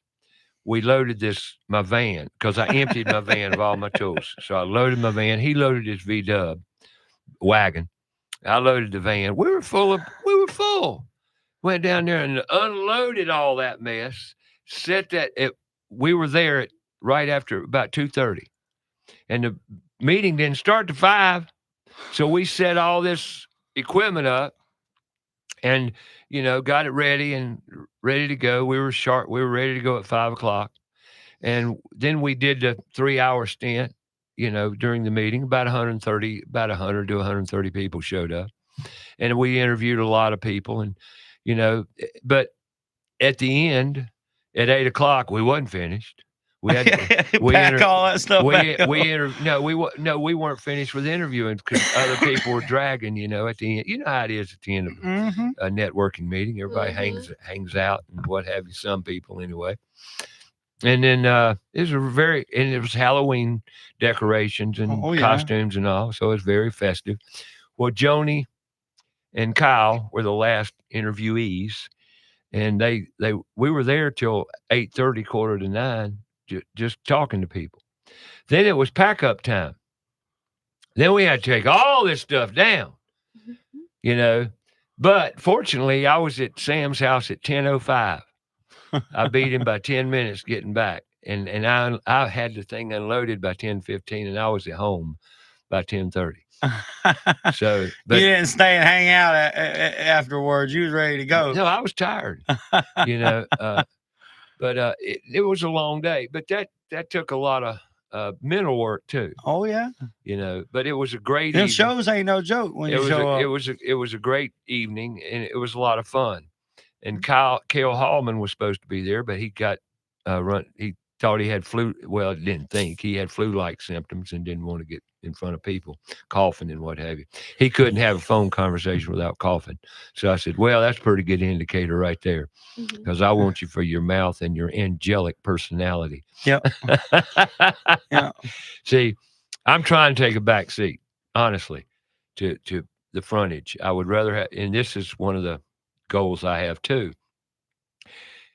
If I can give, it's like one gal that I interviewed. She said, "Oh, I don't want to be on camera." I said, "Why?" She said, "Cause I'm too Southern, or I'm this, and I don't have a good voice." How many times have I heard that in 34 years of radio? You know, people say, I can't do that. I sure you can. You're talking to me. Yeah. I hear it. You can talk. Yeah. Do you love what you do? Oh God, I love doing this. And so there you go. See, and you know, here's another factor of self-confidence. I've heard that hundreds of times. I'm not this, I'm not that. Sure you are. Come on, let's do this. You know, the first time you came on the radio, you were a little apprehensive, weren't you? Mhm. You know, same thing. But once you talk about your passion, I don't care who you are, how old you are. If you just open up about what you love to do, it just flows, Yeah. Absolutely. right? Yeah. And that's the key. That's the key to life, actually. Find what we love to do. And then, but we need to give that to our kids Yeah. and not tell them what to do. No. Let them find something they're passionate about. But we have to show them. Yeah. We have to give them the only time we learn, and I'll say this 1,000 times because it's very important that we get back to it. The only time we learn as human beings is when we apply. Absolutely. Application teaches you everything. And I was in a class the other night, and they were talking about failing to these kids. And they were talking about you don't want to fail. And I changed it. I said, hey, I got to add something here. No, you fail. Every day you fail at something, so you learn. Because you're not going to learn anything until you fail. Yeah. That's when you really Because learn. if you're not failing, you're not doing. If that's it right there. Yeah. If you ain't doing, you ain't gonna fail, and Because you will nobody not does learn. nothing perfect the first time. No, and you're gonna screw up just like Jaquan the other day. Won't twist those wires. Yeah. He screwed up the first 5 times he did it in some way, but that's okay. At the end of the day, I said, "Bingo! Look at him," you know, and he learned. You know, but the only way you learn is through application. How'd you learn to do tile work? Learn. Microphone. Got to learn by failing. By doing it. Yeah, that's by doing. Yep. Yeah, trial and error. I'm self-taught with everything, you know. We and all even are. if somebody else did I don't- teach me something, I didn't listen to them. Well, you Yeah, did listen. you know what I mean? You watched, but your whole brain was. I done It's it like opposite. I tell everybody, watch me. Yeah. When you're with me physically doing a job, if you just watch me and question me every time you have a question. Yep. And there's no stupid question. The only Yeah. stupid question's the one you're not asking me. That's right. Because if your little brains are thinking and you want to know an answer, by gosh, ask me. Yeah. Because that's how you're going to learn. And I Never tell- too late to start. It and ain't all never you too have late to do is start what, like learning. if I watched you, and I have watched Jennifer, you're busy the whole time. I watch her all the time. I love watching her. That's why I take her to work. Is that your hobby? It's my hobby. Cool. It is. That's a I good love hobby. her. That's It's my a good tile hobby. chick. Good hobby. Everybody thinks like, oh, Jeremy gets excited when they got some tile to set. It's because I get to work with my wife, my best friend. We do what we do, and I get to watch her the whole time. You know what I mean? I love doing it. Well, how is tile work these days? Tile work is good. We've got several little things going on. We've got a big decking project. You know, one of the Cosentino stone projects going on right now. So Yeah, I talked to Joni about. yeah, we're their installing. project, We're installing one of those showers right now. a Decton. Yep, a Decton shower. So it's That's full sheet stuff. yes, sir. Panel work. You We're getting involved in more of it. And like I said before, I was talking about I got some backlighting countertop work going on. I am the premier LED guru in town right now. So you know, with Illumination. Illumination is evolving. We are on a fast track to somewhere that we don't even know where we're going. Well, We're going. lighting is It's a several billion-dollar industry every year, and we're just breaking into it with LED. We've just now acquiring RGBs. We've got different color what's temperatures. RGBs? Red, green, and blue, and Red, RGBW is R for red, green, G yep. for green. Oh, So that's going to be RGBs. Colored light. So it just expands us into a color RGBs are LED. multicolored LEDs. Yeah. But now Okay. we're just See, we're growing. You know, tile No. industry's good. I've been traveling around. I've been Bathmatic's good. Everything's climbing and scaling just like we predicted years ago. It's slow economy for custom market, but we're embracing it. Right now, I And, figured it out. Like, duh. Like why? Right now, why? Why is everything the way it is? Why is it you can't get an answer from anybody? Why is it they're dragging their feet? It's called November 5th. Yep. There's your reason. Well, I'm just trying to keep my mind off all that. You know what I mean? Oh, yeah, I ain't even worried am too, about it. buddy.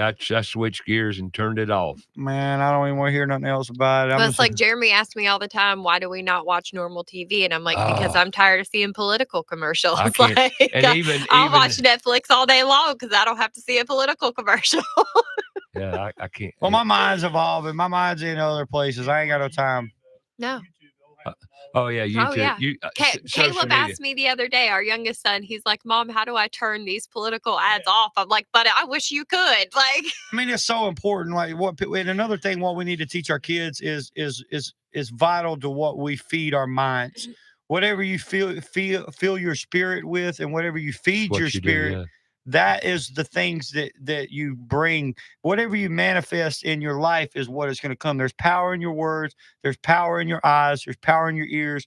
I would assume not pollute myself. The most important thing we do every day Yeah. is communicate. Yeah. Not only is communication's not what you say outwardly, it's what you absorb as well. Exactly. It's your environmental stresses, okay, through communication. And Bodie, the psychotherapist, was on the show 4 weeks ago, and she nailed it. She really didn't. She, Rishton. Yeah, it's been 4 weeks. It's been 4 weeks already. Maybe 3. I can't count, man. Marissa said he's still thinking about it like it was yesterday. But she hit the nail on the head that day. Whatever we bring into our world is our world. If we dwell on it, it's with us, and we're letting it take control of us. Yeah. So we need to get rid of it in order to. Now, then they say, but what if? Well, that's your what if. You create it. We all are in control of our psyches. And Lord of mercy, if you're watching that brainchild or propaganda machine called TV, and that's totally what it's become, unfortunately. And it's been, as I said before, and I'm not trying to be anything other than just smart and wise. It's a propaganda machine. It's been weaponized. And it's working because people are crazy as hell. I tell people, all the time, like, if you believe in all that, you're hating each other. Yeah. You're divided. It makes me think less of folks when they get so wrapped up in it, because that's what it's done. It's created a divide in the American people. It insults their intelligence. You know what I mean? And they don't even know they're doing it. They're held captive. I hope you vote this way, and I hope this happens, and on this day we're going to know our fate and all this stuff. I don't want to hear none of that. I'm like, I think less of you because you believe in all that. Like, did you get something from the tooth fairy if I knock your teeth out? Or do you get something coming down that chimney at Christmas time really for yourself? If you believe in that man, you believe in this media, this monster, you're on a roll to destruction. I could only imagine living inside your simple mind is what I'm looking at him. I'm praying for him at the same time. And I'm trying to be a kind guy, you know what I mean? And not be a prick and not be arrogant, you know what I mean? But what I look at when I see that is disgusted. And then, like, everything I see people going on vacation or going to the beach. And right now my mind's in survival mode because I've been up here in this war zone in the mountains. And I'm like, People starving to death, people freezing to death, and this fool's down doing this, or this is going on, or that, or look at these people, they don't even care, and they're talking about football, they're talking about Just elections. It's mind blowing where we devote our energy as people, as human beings. We need to all do better. We should all be ashamed of ourselves. And I'm trying to be more and more selfless every day. I'm a Minimalist. I'm a minimalist, and I look around and evaluated my life like a year ago, and I realized I've got way too much clutter. I've got way too much junk, way too much. Look at you grow up. And I'm like, I've got to get rid of We this. ain't cleaned I've it got to up yet, cut though. this. I've got vehicles, a bunch of old vehicles and stuff that I ain't doing nothing with. I'm like, Jeremy, you got to get your life in order. I'm hitting at the brink of 40 years old, and I'm trying to decide where I need to be in life by 40. You know what? And 40's yeah. a good age. That's It when it really is. hits you. Yeah, It's when it really is. hits you. He is. I'm not. I'm You young. couldn't pay me to be young though. You're Again, pushing it, dude. Ray, my No. road was so You don't rough and want to. hard. My road was so rough and hard. You couldn't pay me to go back to my 20s and again, because I had to fight so hard to get to where I'm at now. I ain't always been here, I know that. and that's the thing. What was so And you ain't rewarding. there yet. Yeah, You're Yeah. not there totally no, yet. I'm not where I want to be. That's right. No, But you're getting I've there. got more to do. So you're just turned 40. You just, frankly, and I would give you another 6 months, maybe a year, before your head's all the way out, Yeah, because you're you're learning at an accelerated rate. yeah. But in a very good way, very productive way. But I just hope And and that's wish. not critical. That's just reality. I hope right? and wish everybody else gets the opportunity to learn and sharpen themselves the way that I have. And that's what I But pray for in the world. That's what we're going to teach you. That's Say, it. but you're going to mess up. That's why I'm in it. I mess up a lot, but don't want to. But that's how I learn. But I look at you and say, did I mess up? Did I mess up? How? Well, you should have done this. We've been doing it, Ray. We ain't The new only to thing it. I love criticism, and I truly love criticism. You trying to push me out? Good job. So I'm gonna leave. Okay, no, it's break time. So you're listening to About Your House, Jeremy Barker and wife Jeremy. Jeremy's in the house talking. Well, we're just talking. We're not talking about anything in particular, just everything in general. Just depends on how you want to look at it. All right. Give us a call, 704-227-8986. We'll be back. And Angie Humanick is going to call in at 10 o'clock from McCoy's Smokehouse and Saloon. Tell us about, I don't know what she's going to talk about. Just wait and see at 10 o'clock. We'll be back with more About Your House.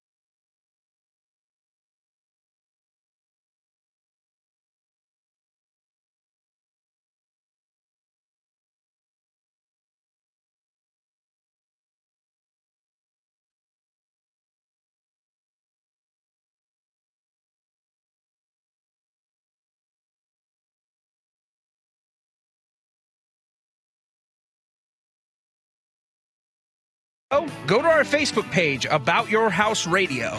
We'll be right back after a word from our sponsor. Steve Helms here with the Al Metal Dryer Vent Corporation. The Al Metal Dryer Vent Corporation is a full-service dryer vent company. Regardless of the problem, we can handle it. Does your clothes dryer take longer than 45 to 50 minutes to dry a load? If so, you need your dryer vent cleaned or checked. The clothes dryer is the most inefficient appliance in the house and should never take longer than 45 to 50 minutes. Call Al Metal Dryer Vent today at 704-846-8368 or online at almetaldryervent.com. That's 704-846-VENT. Have you cleaned your dryer vent lately? Owens Chimney Systems is known for all professional chimney services since 1989, including chimney cleaning, recommended annually, chimney evaluations and inspections, any and all chimney repairs and restorations, gas fireplace and gas fire log service, furnace cleaning, cleaning out one of the most overlooked appliances in the home, get it done right the first time. That's Owens Chimney Systems at 704-554-9595, or you can visit us online at owenschimneysystems.com. Carolina Foundation Solutions is a family-owned and operated company and a licensed general contractor in North and South Carolina, providing foundation solutions from the mountains to the sandy shores of the coast. At Carolina Foundation Solutions, our objective is to help educate, offer guidance, and provide assistance. With over 200 years of combined experience, our family of experts are ready to help protect and repair your largest investments. If you have a problem, we have a solution. Call 877-883-4626 or online, carolinafoundationsolutions.com.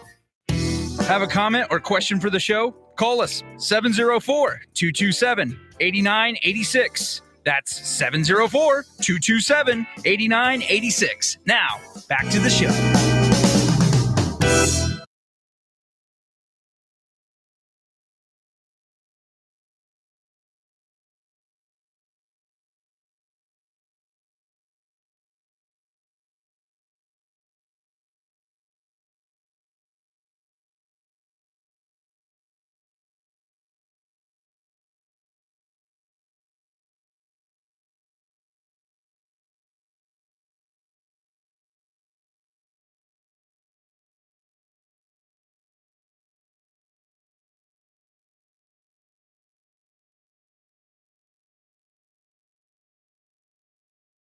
All right, welcome back to About Your House. Got Jeremy Barker and his wife Jennifer in house today talking.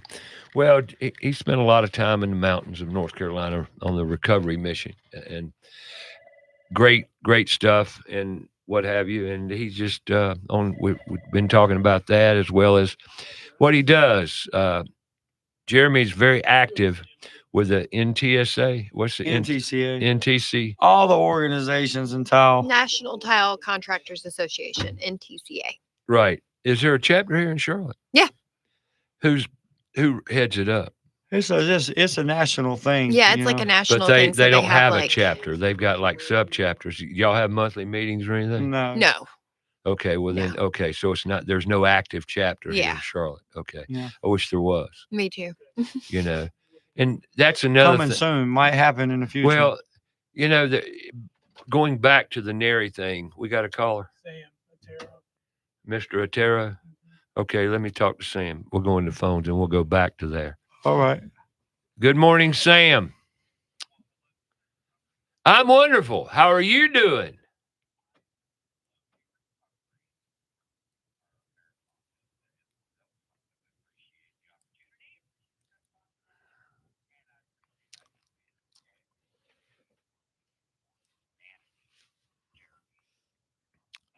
Thank you, Sam.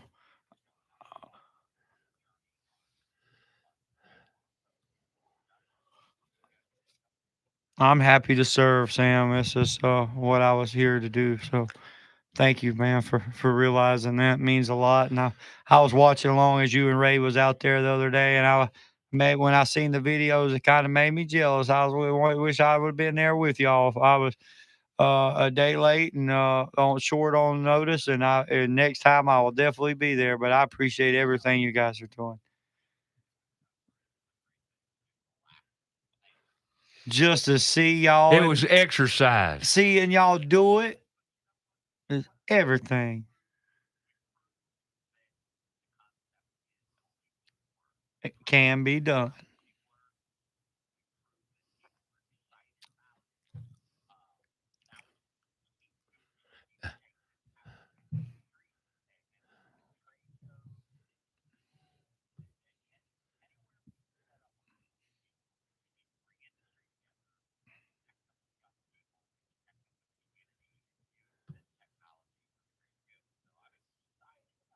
Amen. Yes, indeed. And yes, I think indeed. we couldn't do it without the brainchild behind the technology, and that's Sam. I love everything you're doing, Sam. From the website all the way to the digital media, it's phenomenal. I can't wait to get more in depth in it myself. I've just been limited on time. That precious thing that everybody's so sacred of. I got a question for you, Sam. How did Paul take to all that the other night? I could tell it blew him away.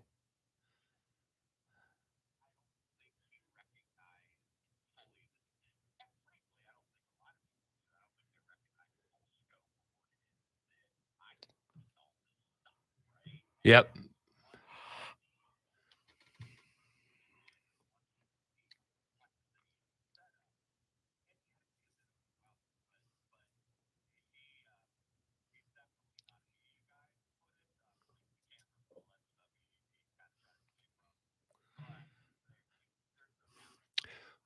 Well,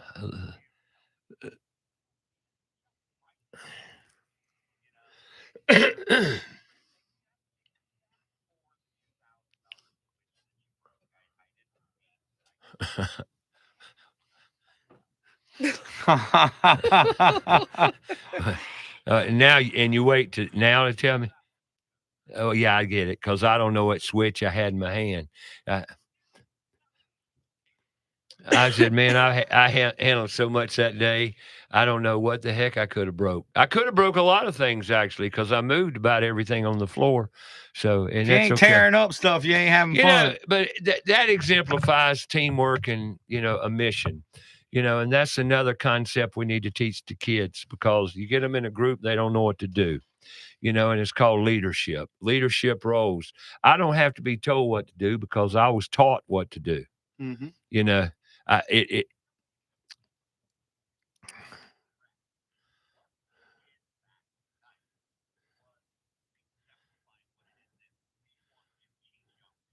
exactly.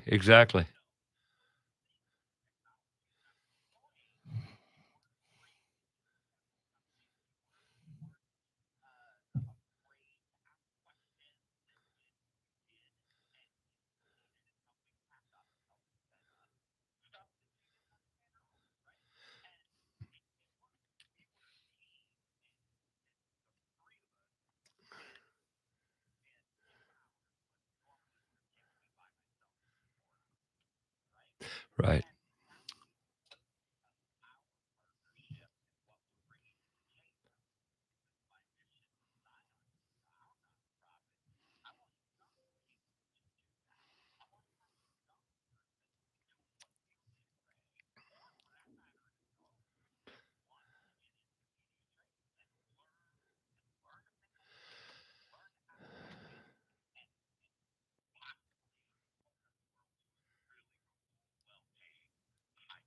Absolutely. No doubt about it. And digital TV, technology, media is a trade.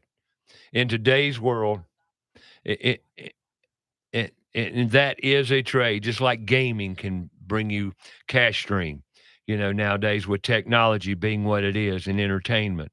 So we need to look at these avenues for kids because some of them do. Actually, I've heard it. What do you want to be when you grow up, get out of school? I'm going to be a gamer.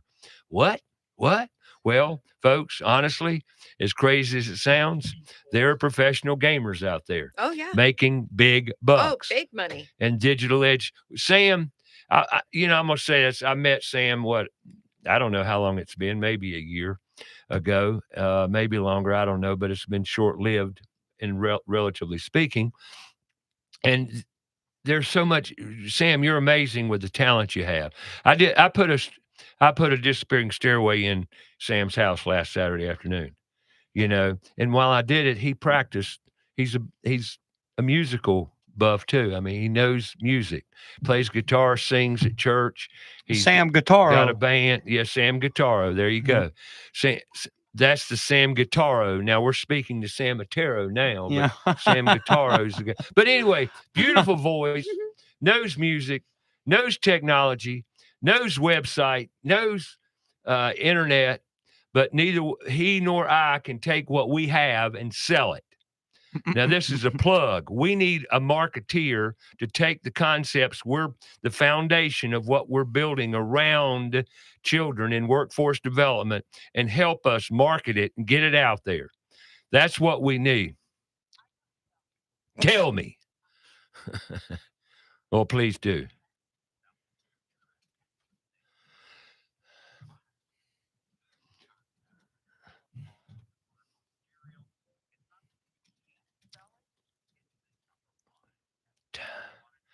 Time.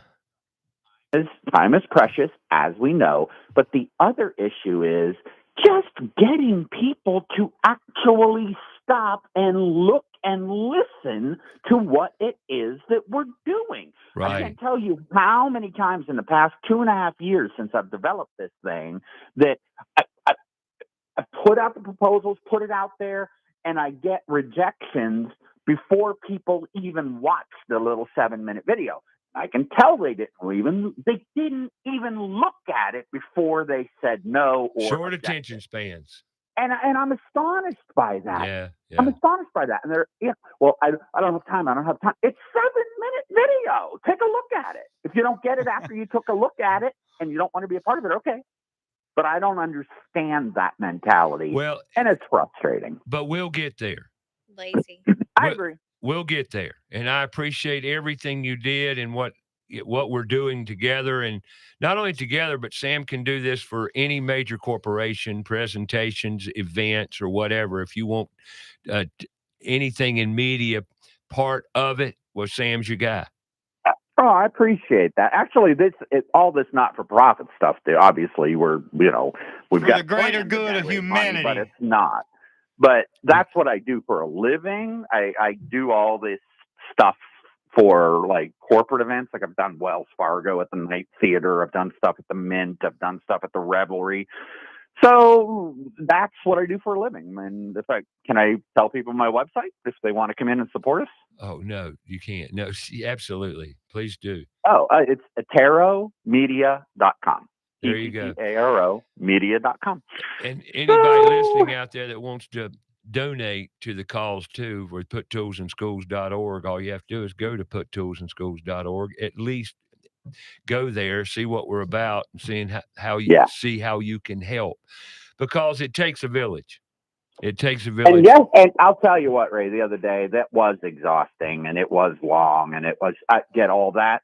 But I got to tell you, as I was recovering yesterday, there was such a sense of fulfillment. I mean, we really did something cool, man. And it was fun. That was a great event. And I don't know. I wish we could have went live with it. We didn't have the solid internet there, but the video turned out great, and we'll spin it around and get it up on the site here in a bit. All right, Sam, got 30 seconds here before top of the hour, so I got to get out of here.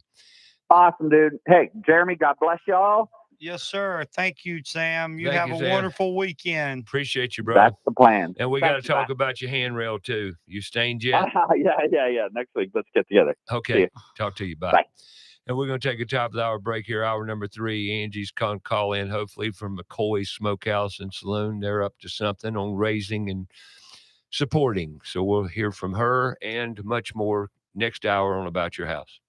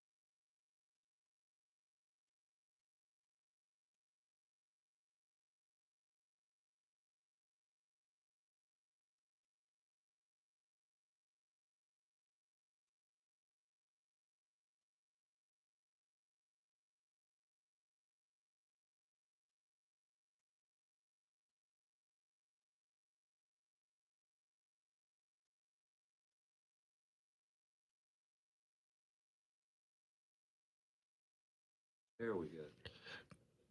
Grab another cup of coffee and join us for hour 3. We got Jeremy and Jennifer Barker of Bathmatic Custom Tile and Shower, and Angie Humanick of McCoy's Smokehouse and Saloon will be calling in to talk about some stuff they've got going on. About Your House is brought to you in part by PutToolsInSchools.org, connecting students to tools of the trades and raising awareness of the many career pathways. Also brought to you in part by Carolina Foundation Solutions, a licensed general contractor in North and South Carolina. From the hills to the coast, if you have a problem, they have a solution. So sit back, relax, and enjoy some time with us. And now, here's your host, Ray Terry.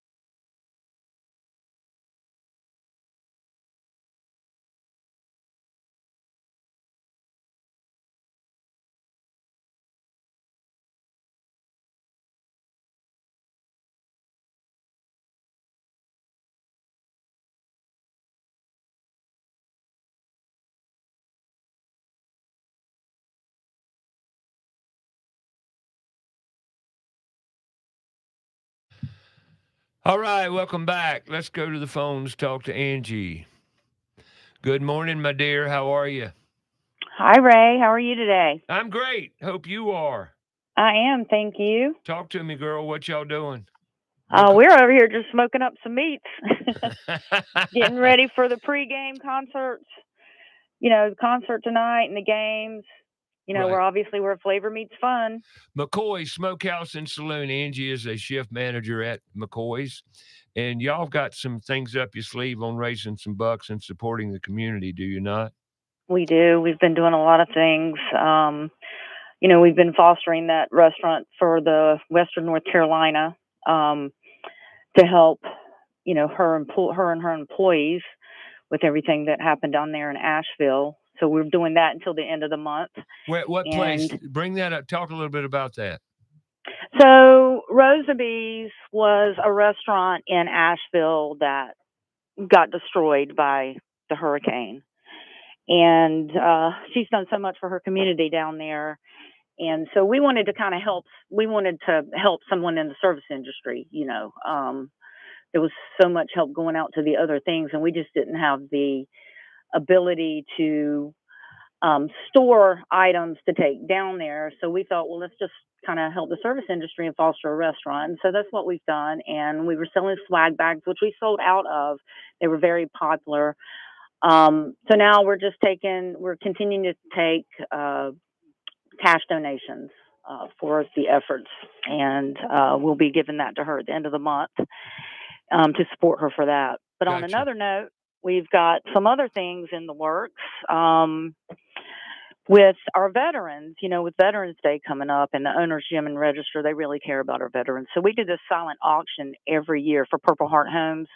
And their mission is to provide safe and barrier-free housing for the service-connected, disabled, and aging veterans. Yes. So I have an idea. Let's auction off Ray Terry. Cool.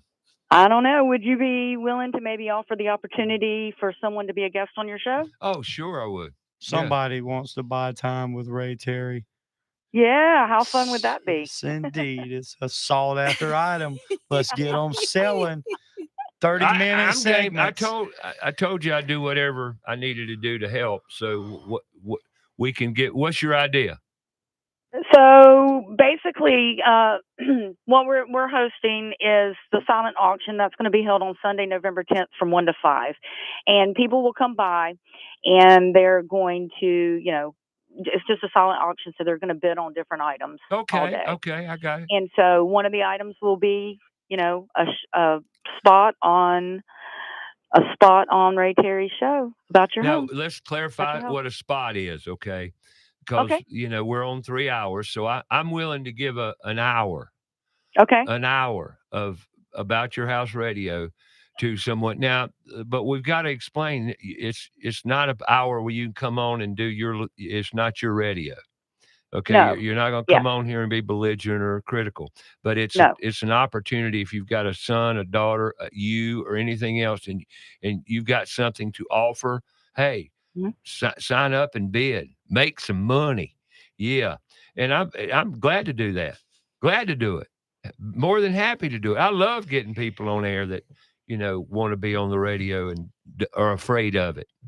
Just like that's awesome. A lot of people are afraid to get on. Like the other night, you don't know. I asked 5 or 6. Oh, I don't be on the TV. I don't want to be on the camera. Oh, I don't want to talk. I sound too Southern. Everybody sounds. Golly, come on, get out of here. You can do it anyway. But if you're interested, I'm all in. I'm all in. So you can put that down. 1 hour. Is that worth it? Is that reasonable? That is 1 hour is reasonable. Sounds good. Works for me. And I'll be glad to give you a logo or whatever you need to put on the table. Okay? Okay. We'll talk about that. Thank you so much, Ray. We really do appreciate your support. I'll come eat lunch. Okay, great. Today, and we will discuss. Okay, thank you. And also, I just want to say one more thing. Absolutely. Thanks so much for what you do with the kids, with Tools for Schools, because I think trade is so important, and you're just doing an amazing job with that. Thank you so much. Thank you. I appreciate it. Thank Absolutely. you. Well, your support about Your House and the community support, the sponsors that support About Your House, I couldn't do Put Tools in Schools without that support. My sponsors, I want more sponsors. I haven't been there because we've got so much work going on behind the scenes. It's just time. We never have enough, do we? Absolutely. But I thank agree. you so much. I All appreciate right. it. See you. Thanks, Ray. We'll talk later. Thank you. Bye-bye. Bye-bye. And that's Angie from McCoy's Smokehouse and Saloon. That's awesome. That's awesome. What an awesome contribution from Ray Terry to get somebody else on the show and be able to help a good cause. Yes, and that's what it's all about, helping each other. Going back to something you said earlier about radio. Yeah. I'm glad you brought that up. Yeah, I just thought it was important, Golly, because a lot of them people, they didn't get nothing up there I never unless it was thought through about it. radio. The only thing that man had on that hill was his truck that wasn't destroyed. Yeah. His truck wasn't washed away, and he had his radio. But in being in a rural community, radio is very, very special. Yeah. Wow.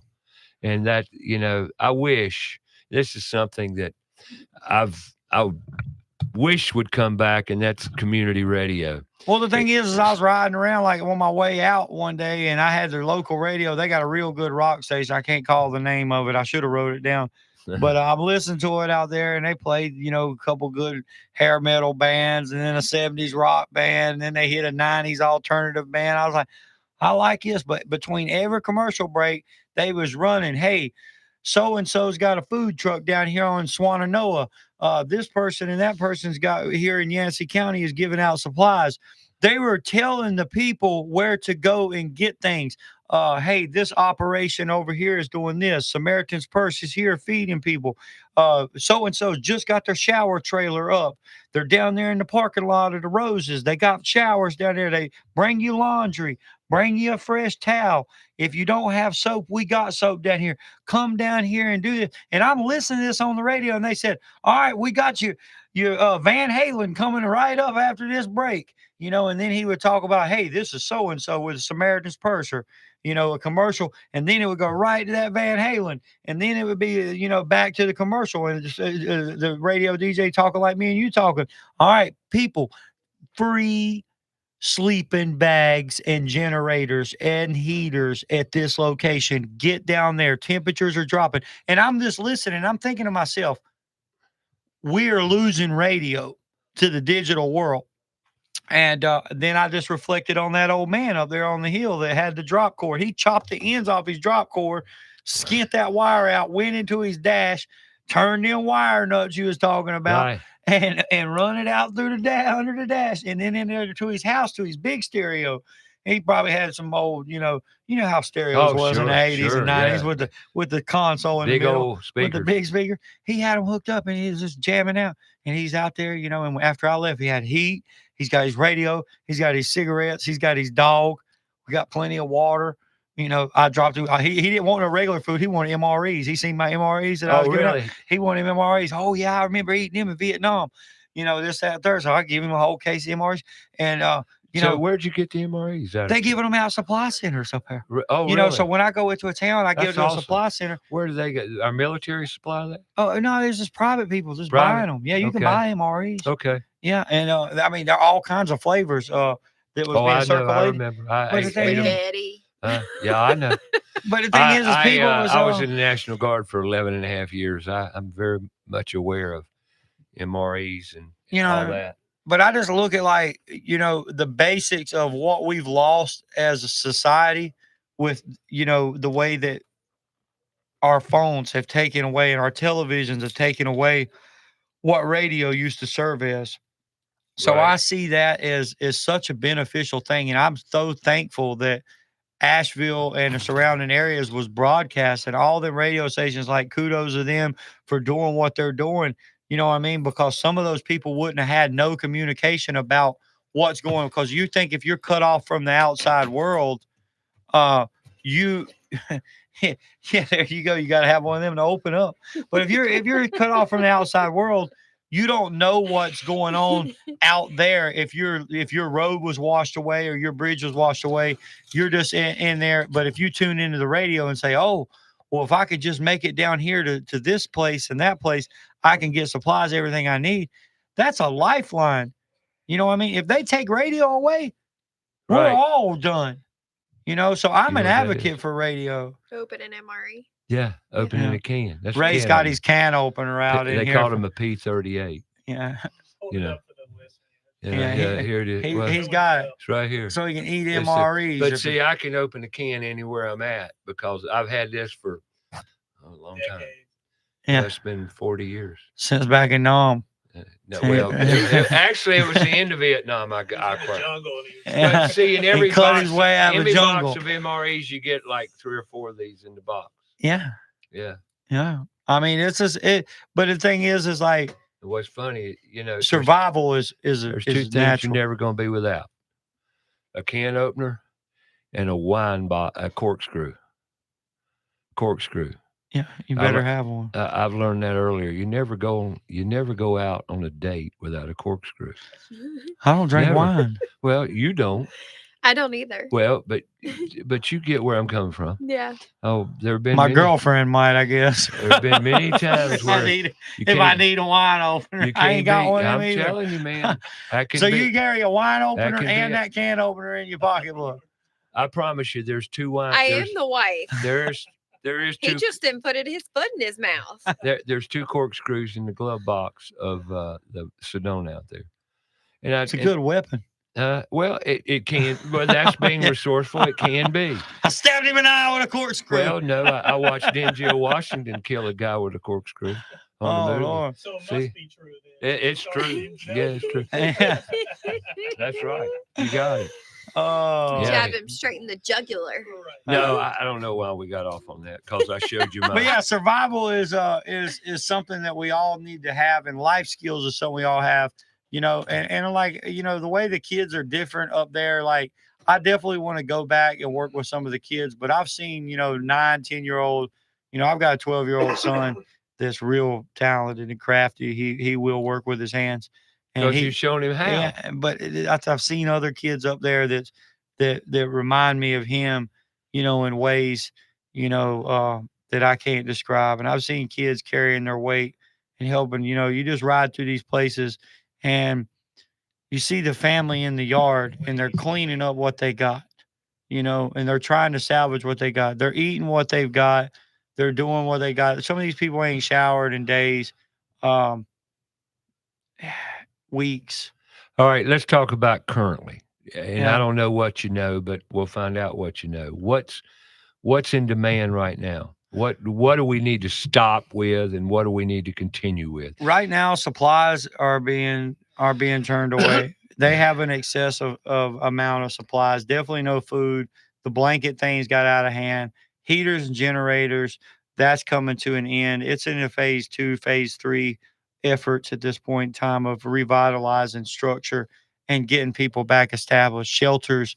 My next mission, is going to be contributing to provide shelters to get homes for people that are in tents right now, that their home washed away. So we're going to be building some tiny homes up there. I've got a couple different groups that we're going to go work beside. They've got it saying set up. They've got material on the ground. But while I'm doing that, I am evolving a donation from these manufacturers to get materials built. We're going to build them on our own. We're going to assist other organizations and build them. We're going to keep that going for months to come. So the efforts and the needs are great, but that's where the demand is. It's getting cold and people are going. It's going to get wet up there. People need to be dry. Just try and help out as many people as we can. Absolutely, yeah. Well, we're going to talk more. We got to take a break here. 704-227-8986 is the number. You're listening to About Your House on Fox Sports Charlotte. Download the free app. Stream us live anywhere. Radios, bye-bye. And now you can go on your browser, foxsportsradiocharlotte.com and or Facebook Live, YouTube Live. We're there. Come on back. About Your House.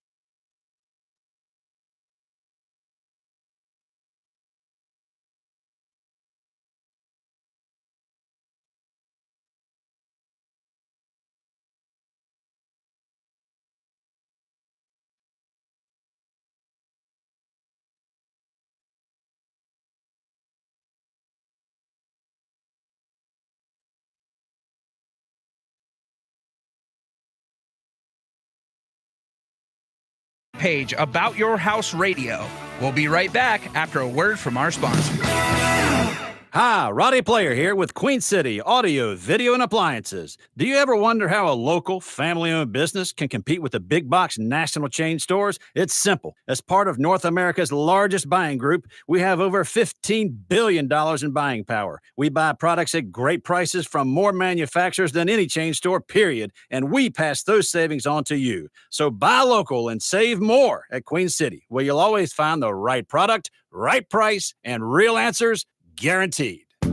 John DeLand here for Crowntown Cannabis. We at Crowntown Cannabis care about you and your health. All of our products, from edibles to topical creams, are all third-party tested for purity and quality. 4 locations, open 7 days a week to help you with any concerns you may have. Monday through Saturday, 10 a.m. to 7 p.m. Sundays, 11 a.m. to 6 p.m. You can call us at 704-412-7121 or online at crowntowncannabis.com.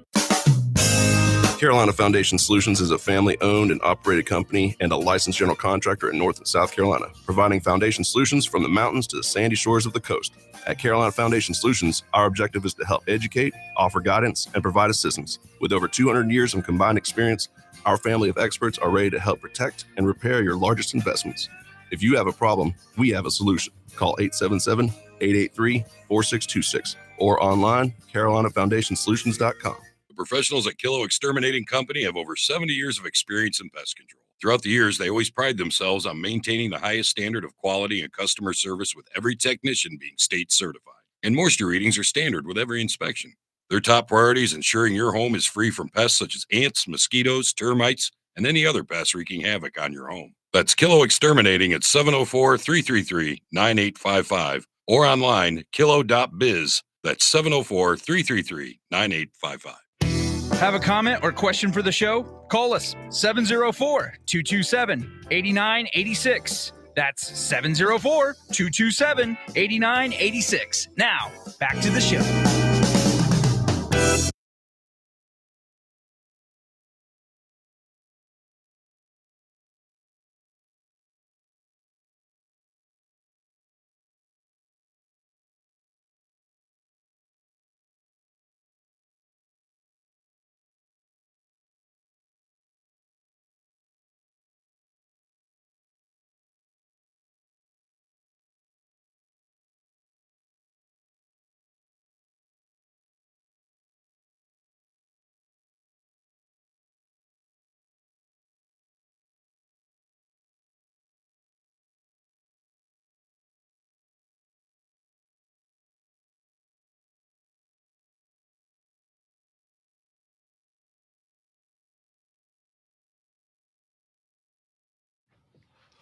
All right, welcome back.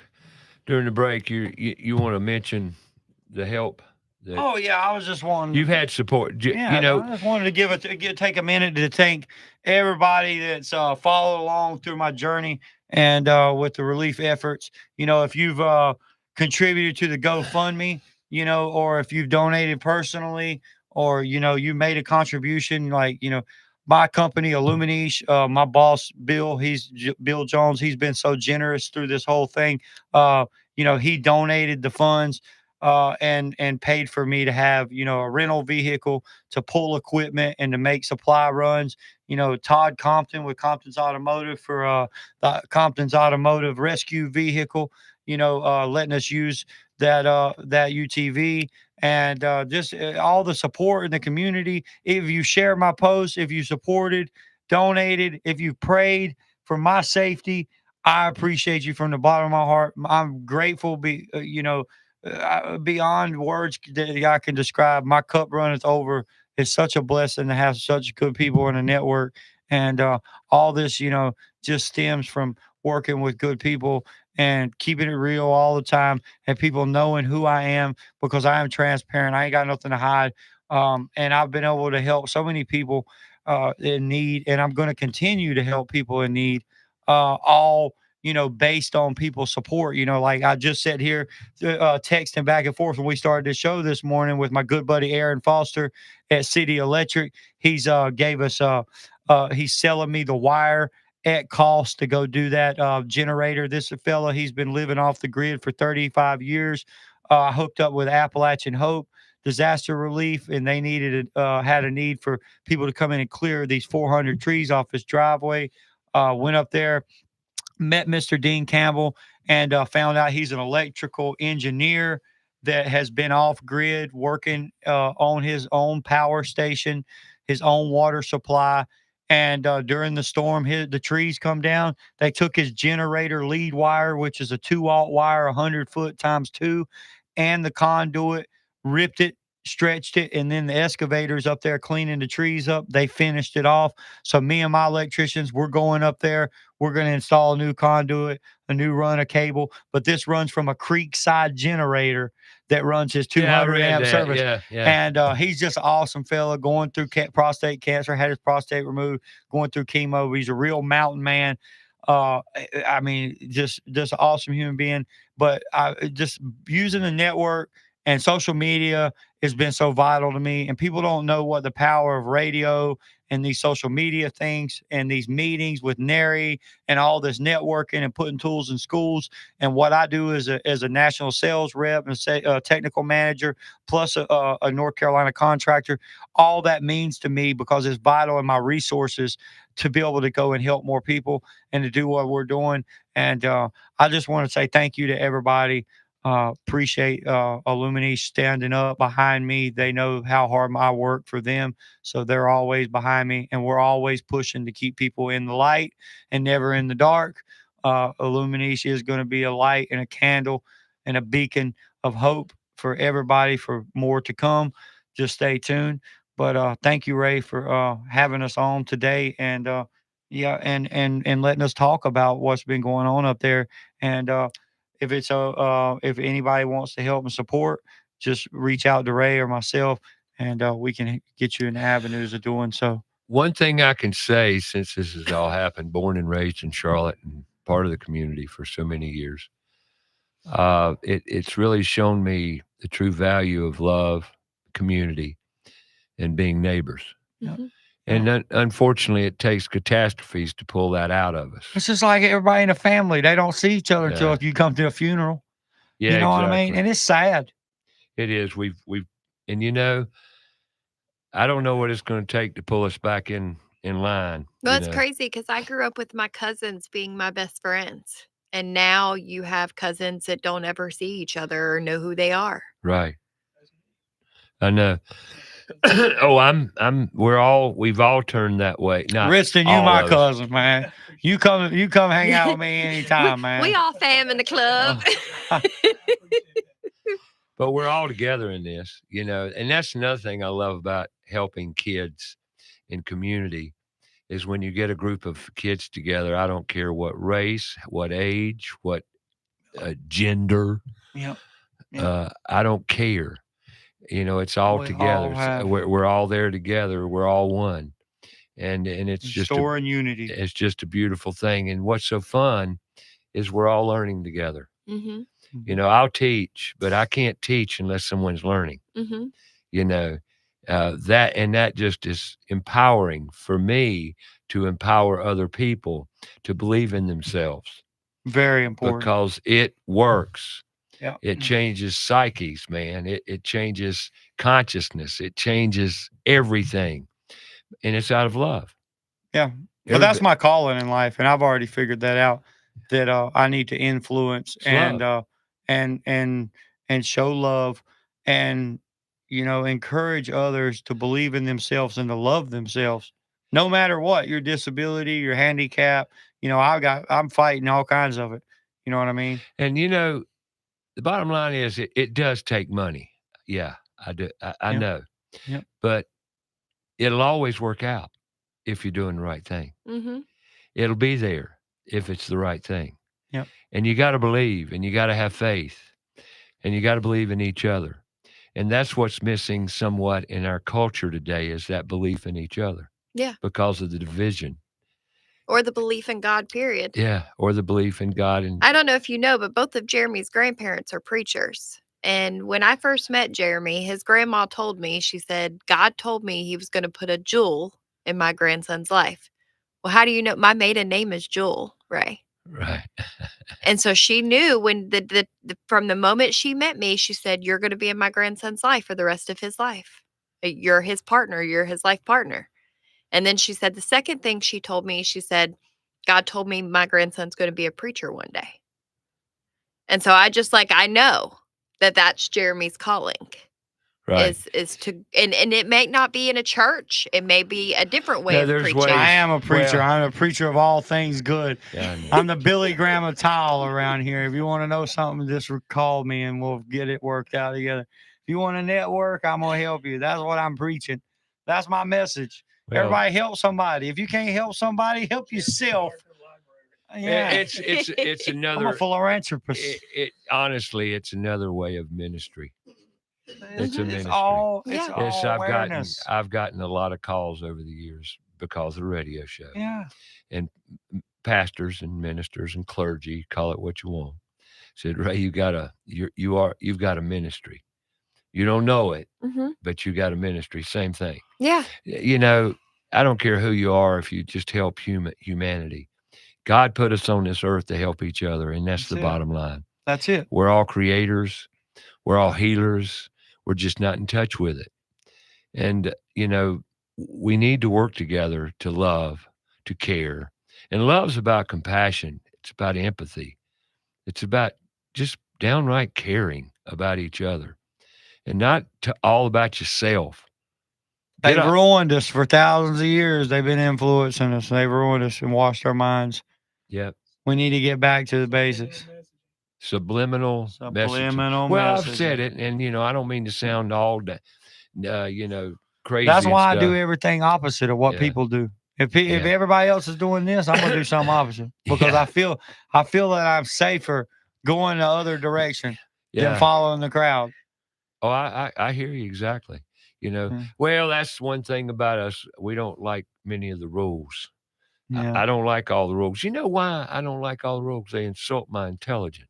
They insult my intelligence. And I don't like my intelligence insulted. It's like I can't think for myself. And that's another thing God gave us. He gave us genius minds. Yeah.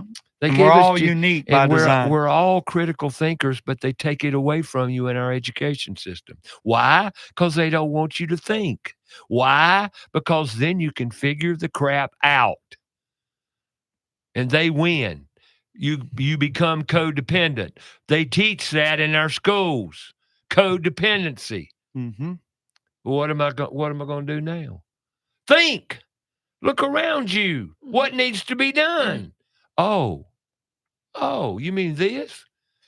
Oh. Figure it out on your own. Figure it out. Use that noggin. Use that brain. You can do this. Yeah. There's a huge disconnect in capabilities. And People I aren't hear it capable. from corporate America. I hear it from the trades and the blue-collar employers, business owners. Where can we find kids that think? Critical thinking is gone. Well, get into schools and confront them, engage them, teach them. That's how we got to do it. That's what's missing. We're depending on a whole system that's inept, totally broken. And we, as the industry, as people who know what we are, need to engage those kids, teach them.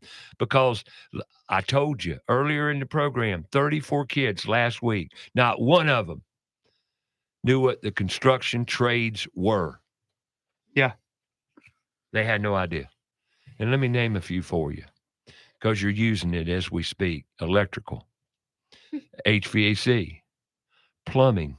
You think you'll use any of this today? How about next week? How about your road? How about your street lights? How about your traffic light? How about that ATM machine? Who keeps all that going? Yeah, that internet. You like that internet? That power, boy. That power, that infrastructure. Who you think takes care of it? And you know what? I'll also pop this one in there. Real men do this stuff. Mm-hmm. Men. And women. Women are infrastructure supporters and workers too. They're all of the above. And they're vital. One quick note.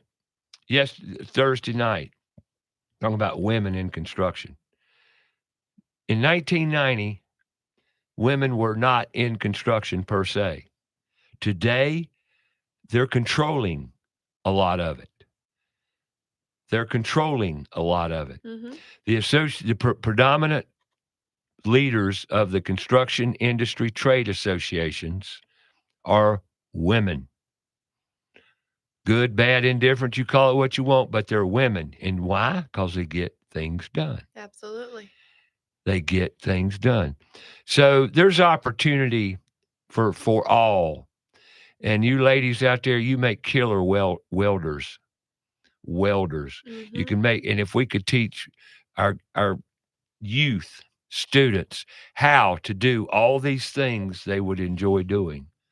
How many times, Jennifer, have you been at one of these trades career days and, you've been to what, 4 events, 4 or 5 now? Yeah. Something like that. How many times have you seen kids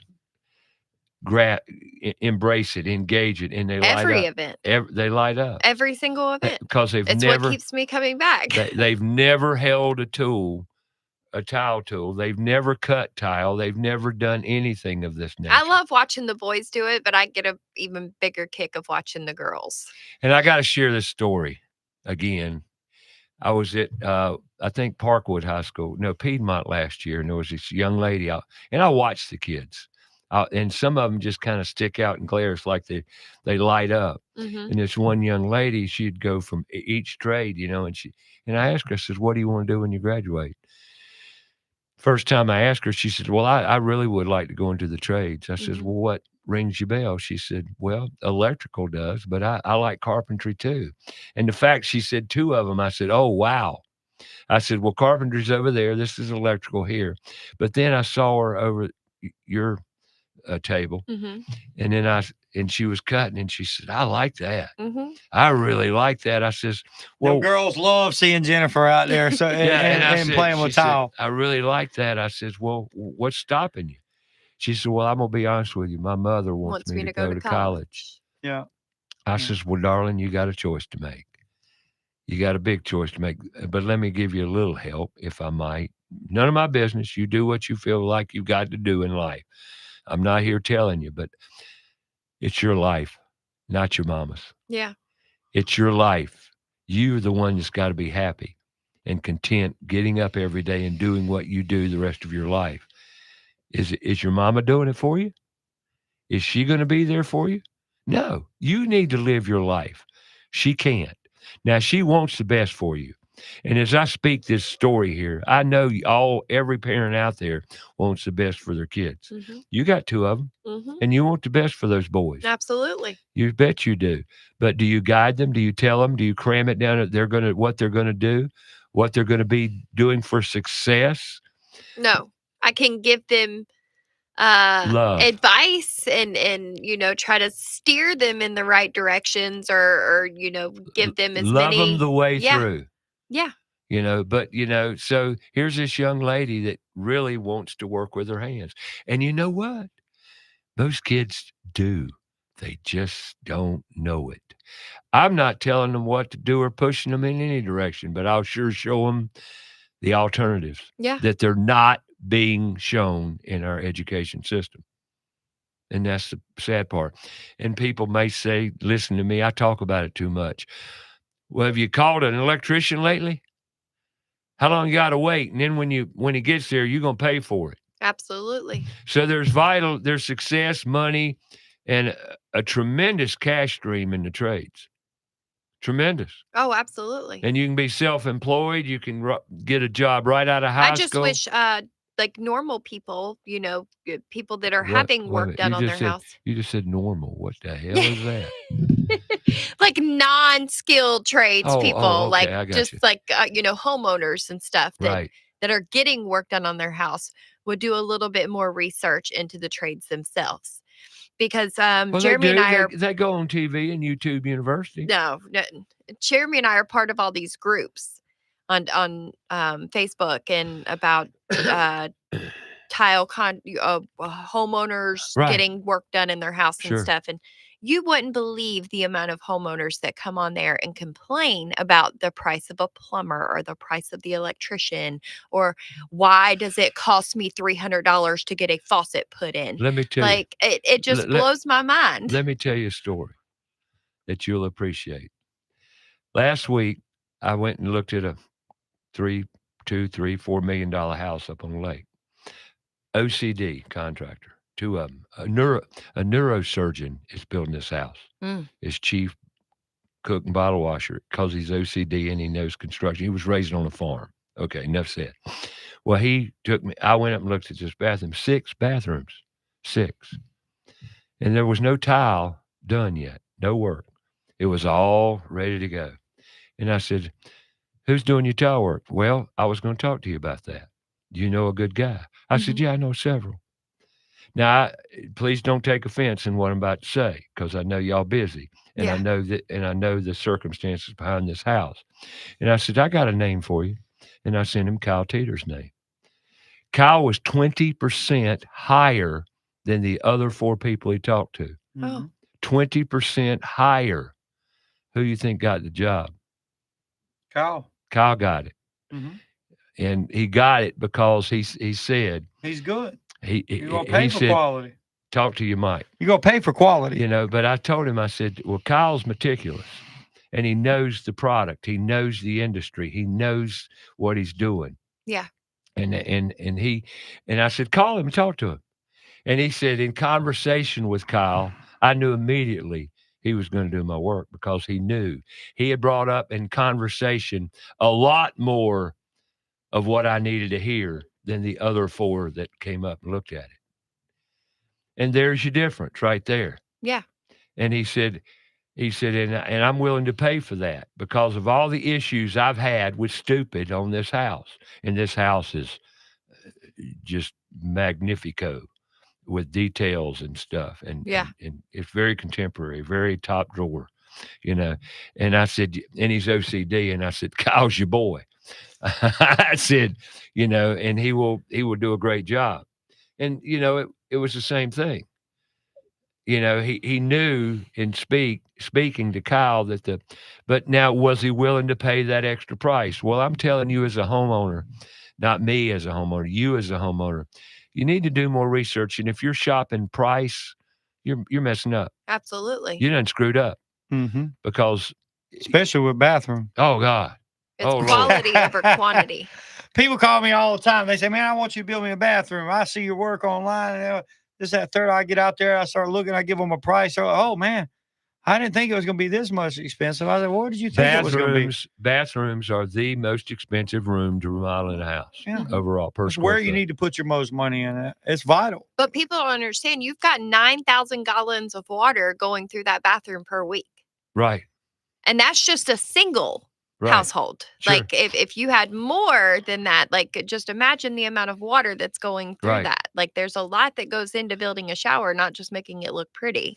Well, the most important part of a shower or anything containing water on a continuum, okay, the substructure, the foundational aspects of that task are the most important. If you don't prep a shower, you can make a beautiful shower that leaks like heck. Absolutely. And it ain't worth the time it took to put it up. Oh, God, it's gorgeous. But your subframing and your substructure's rotting as we speak. Yeah, because they didn't do proper waterproofing. But you can't see that part because it's hidden. A lot of people, they just want what they can see anyway. That's right. They want the pretty. Well, the pretty is not what you... Honestly, the pretty is not what you're paying for. Absolutely not. In bathrooms. Yeah. Granted, you might have paid a lot to get it pretty, but that's not what you're paying for in reality. You're paying for what it took to get it there. Because if you don't, it's going to leak. And you're going to have issues. If you got a leaking shower, call us. Yep. But that's what you pay for in tile. 704-227-8986. You listen to About Your House. Next week, we're going to talk bathrooms again with shower doors. Shower doors of the Queen City, shower doors of Charlotte, or shower doors. But whatever the name is, I'll tell you in a minute or two because I'll look it up.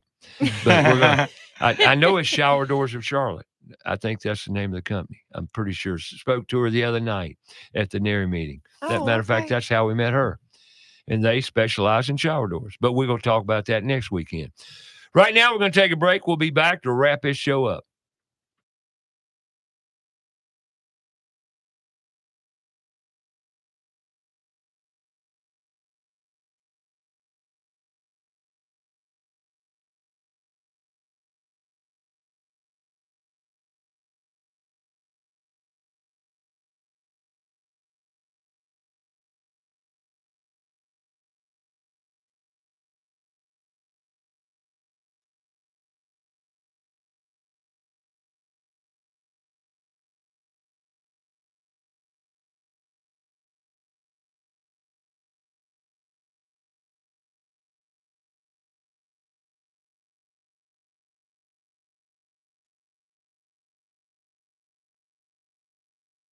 Out more about the show? Go to our Facebook page, About Your House Radio. We'll be right back after a word from our sponsor. Owens Chimney Systems is known for all professional chimney services since 1989, including chimney cleaning, recommended annually, chimney evaluations and inspections, any and all chimney repairs and restorations, gas fireplace and gas fire log service, furnace cleaning, cleaning out one of the most overlooked appliances in the home. Get it done right the first time. That's Owens Chimney Systems at 704-554-9595. Or you can visit us online at owenschimneysystems.com. Go outside and take a look at your home. Are the gutters doing their job? The number one enemy to your home is water. Most homes are built with small, inadequate gutters and small downspouts. ABS Insulating has a division of the company that does nothing but gutter services. All gutter services: cleaning, maintaining, repair, new downspouts, replacement, and new gutters with many types available. They're a leader when it comes to gutter protection. Call ABS Insulating today, 704-821-4343 or absinsulating.com. Steve Helms here with the Al Metal Driving Corporation. The Al Metal Driving Corporation is a full-service driving company. Regardless of the problem, we can handle it. Does your clothes dryer take longer than 45 to 50 minutes to dry a load? If so, you need your dryer vent cleaned or checked. The clothes dryer is the most inefficient appliance in the house and should never take longer than 45 to 50 minutes. Call Al Metal Dryer Vent today at 704-846-8368 or online at almetaldryervent.com. That's 704-846-VENT. Have you cleaned your dryer vent lately? Have a comment or question for the show? Call us 704-227-8986. That's 704-227-8986. Now, back to the show.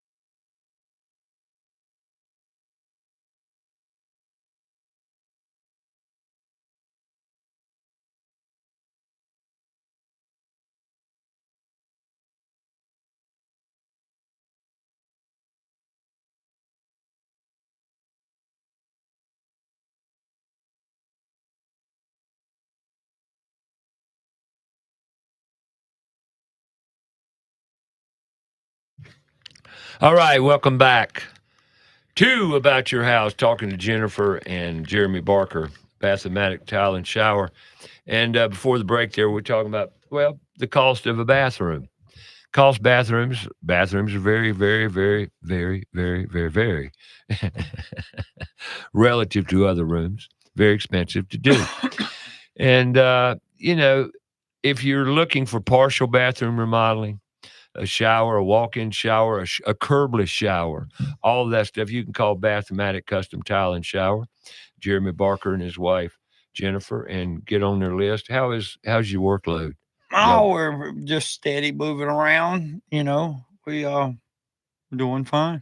Cool. Yep. I know you're busy. We have availability. We do have availability coming up, though. Well, we're entering the holidays. We're entering election season. I don't know what this mayhem is going to bring us, but I just hope we all make it and survive through it. And if I don't have no work to do, I'll go to the mountains and keep volunteering. I'm thinking now that I may head up that way toward the holidays. Yeah, we're gonna. I'll be in touch. I've got. It's gonna be months ahead. You've got plenty of opportunity. There's plenty of. Who knows? We might have kids up there building shelters before it's over with.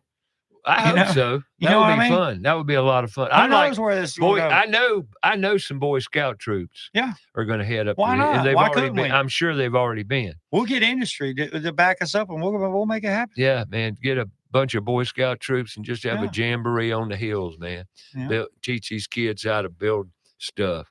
Really, get industry involved. What's that? We'll take Richton with us. Jamboree. Yeah, have us a Boy Scout. Oh, Girl Scout. A scouting. I don't care. Girls, boys. Ray Terry Jamboree. Call them all. Come on. Call me. I'll work with you. We'll take Richton with us. But I just remember one thing. I got a big mouth. We'll bring your people microphone. Say, what's that got to do with it? Well, when you work with me one time, you'll figure that out. So you either gonna love me or want to kill me. Yeah, you're gonna love me or hate me. I promise you. I don't sit around and wait.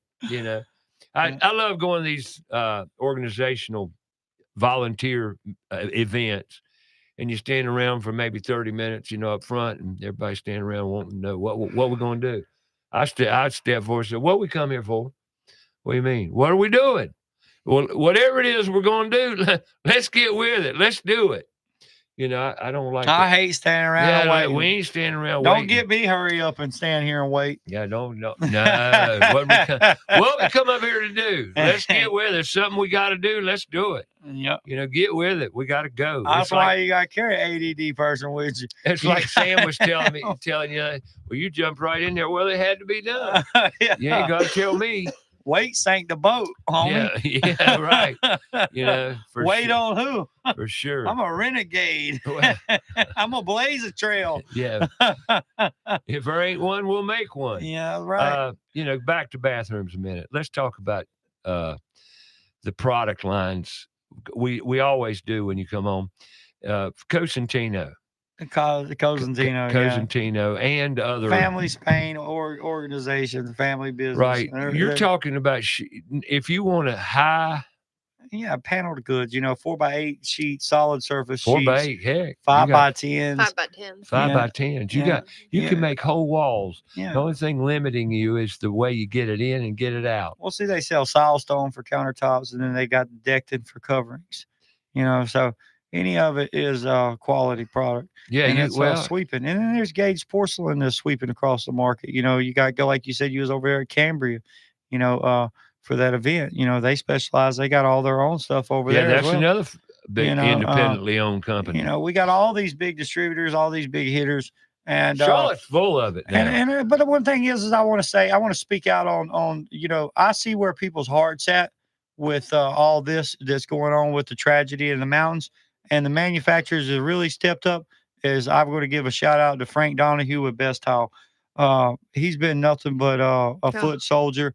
And since day one with Operation Hilo, being a fellow aviation mechanic, management man over there on the ground, routing out those helicopter drops and deliveries, working the command center, connecting people with feet on the ground operations. He's been a great fundraiser support, big advocate of what we've been doing here in the Carolinas. So, I look at people, how much time can you take off from your business?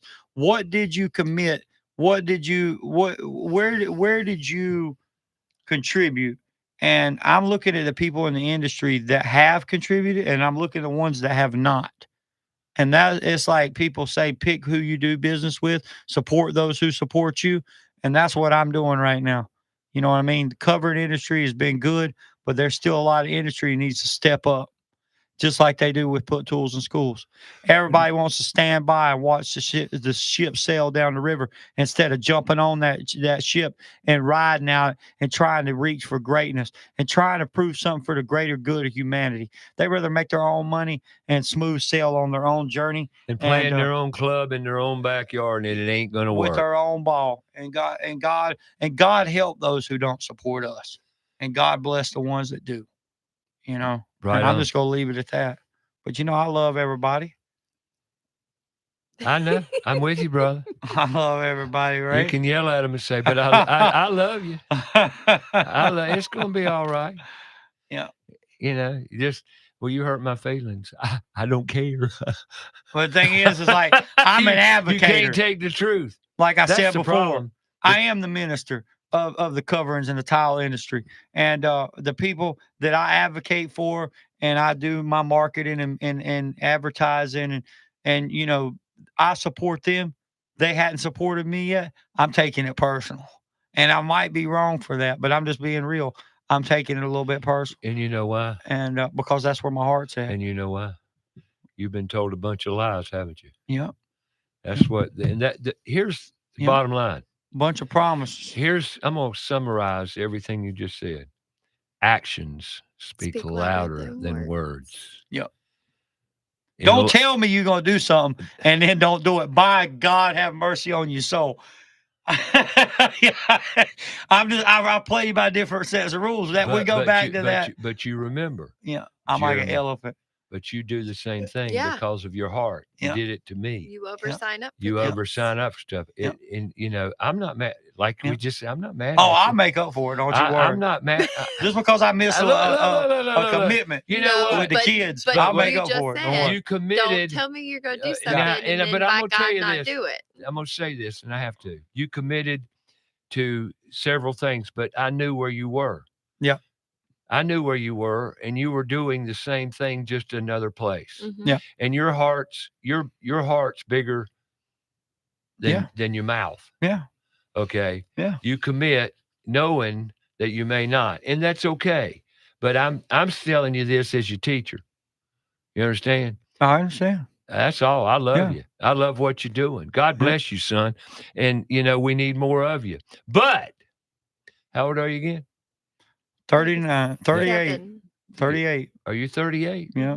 Pushing 40. So see, you ain't into 40 yet. I'm getting there. You're getting there. You're in every possible way. That's called growth, right? Yep. And I wish there were more people like you to eat their words. You follow me? Mm-hmm. In other words, you're right. I screwed up. And I do the same thing now. Somebody asked me the other night, well, how do you know? Because I did it. Because I made those same mistakes.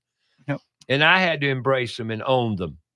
Look, half the battle in anything, alcoholism, drug addiction, whatever your problems are, embrace them. Mm-hmm. Own them. Fix them. They're yours.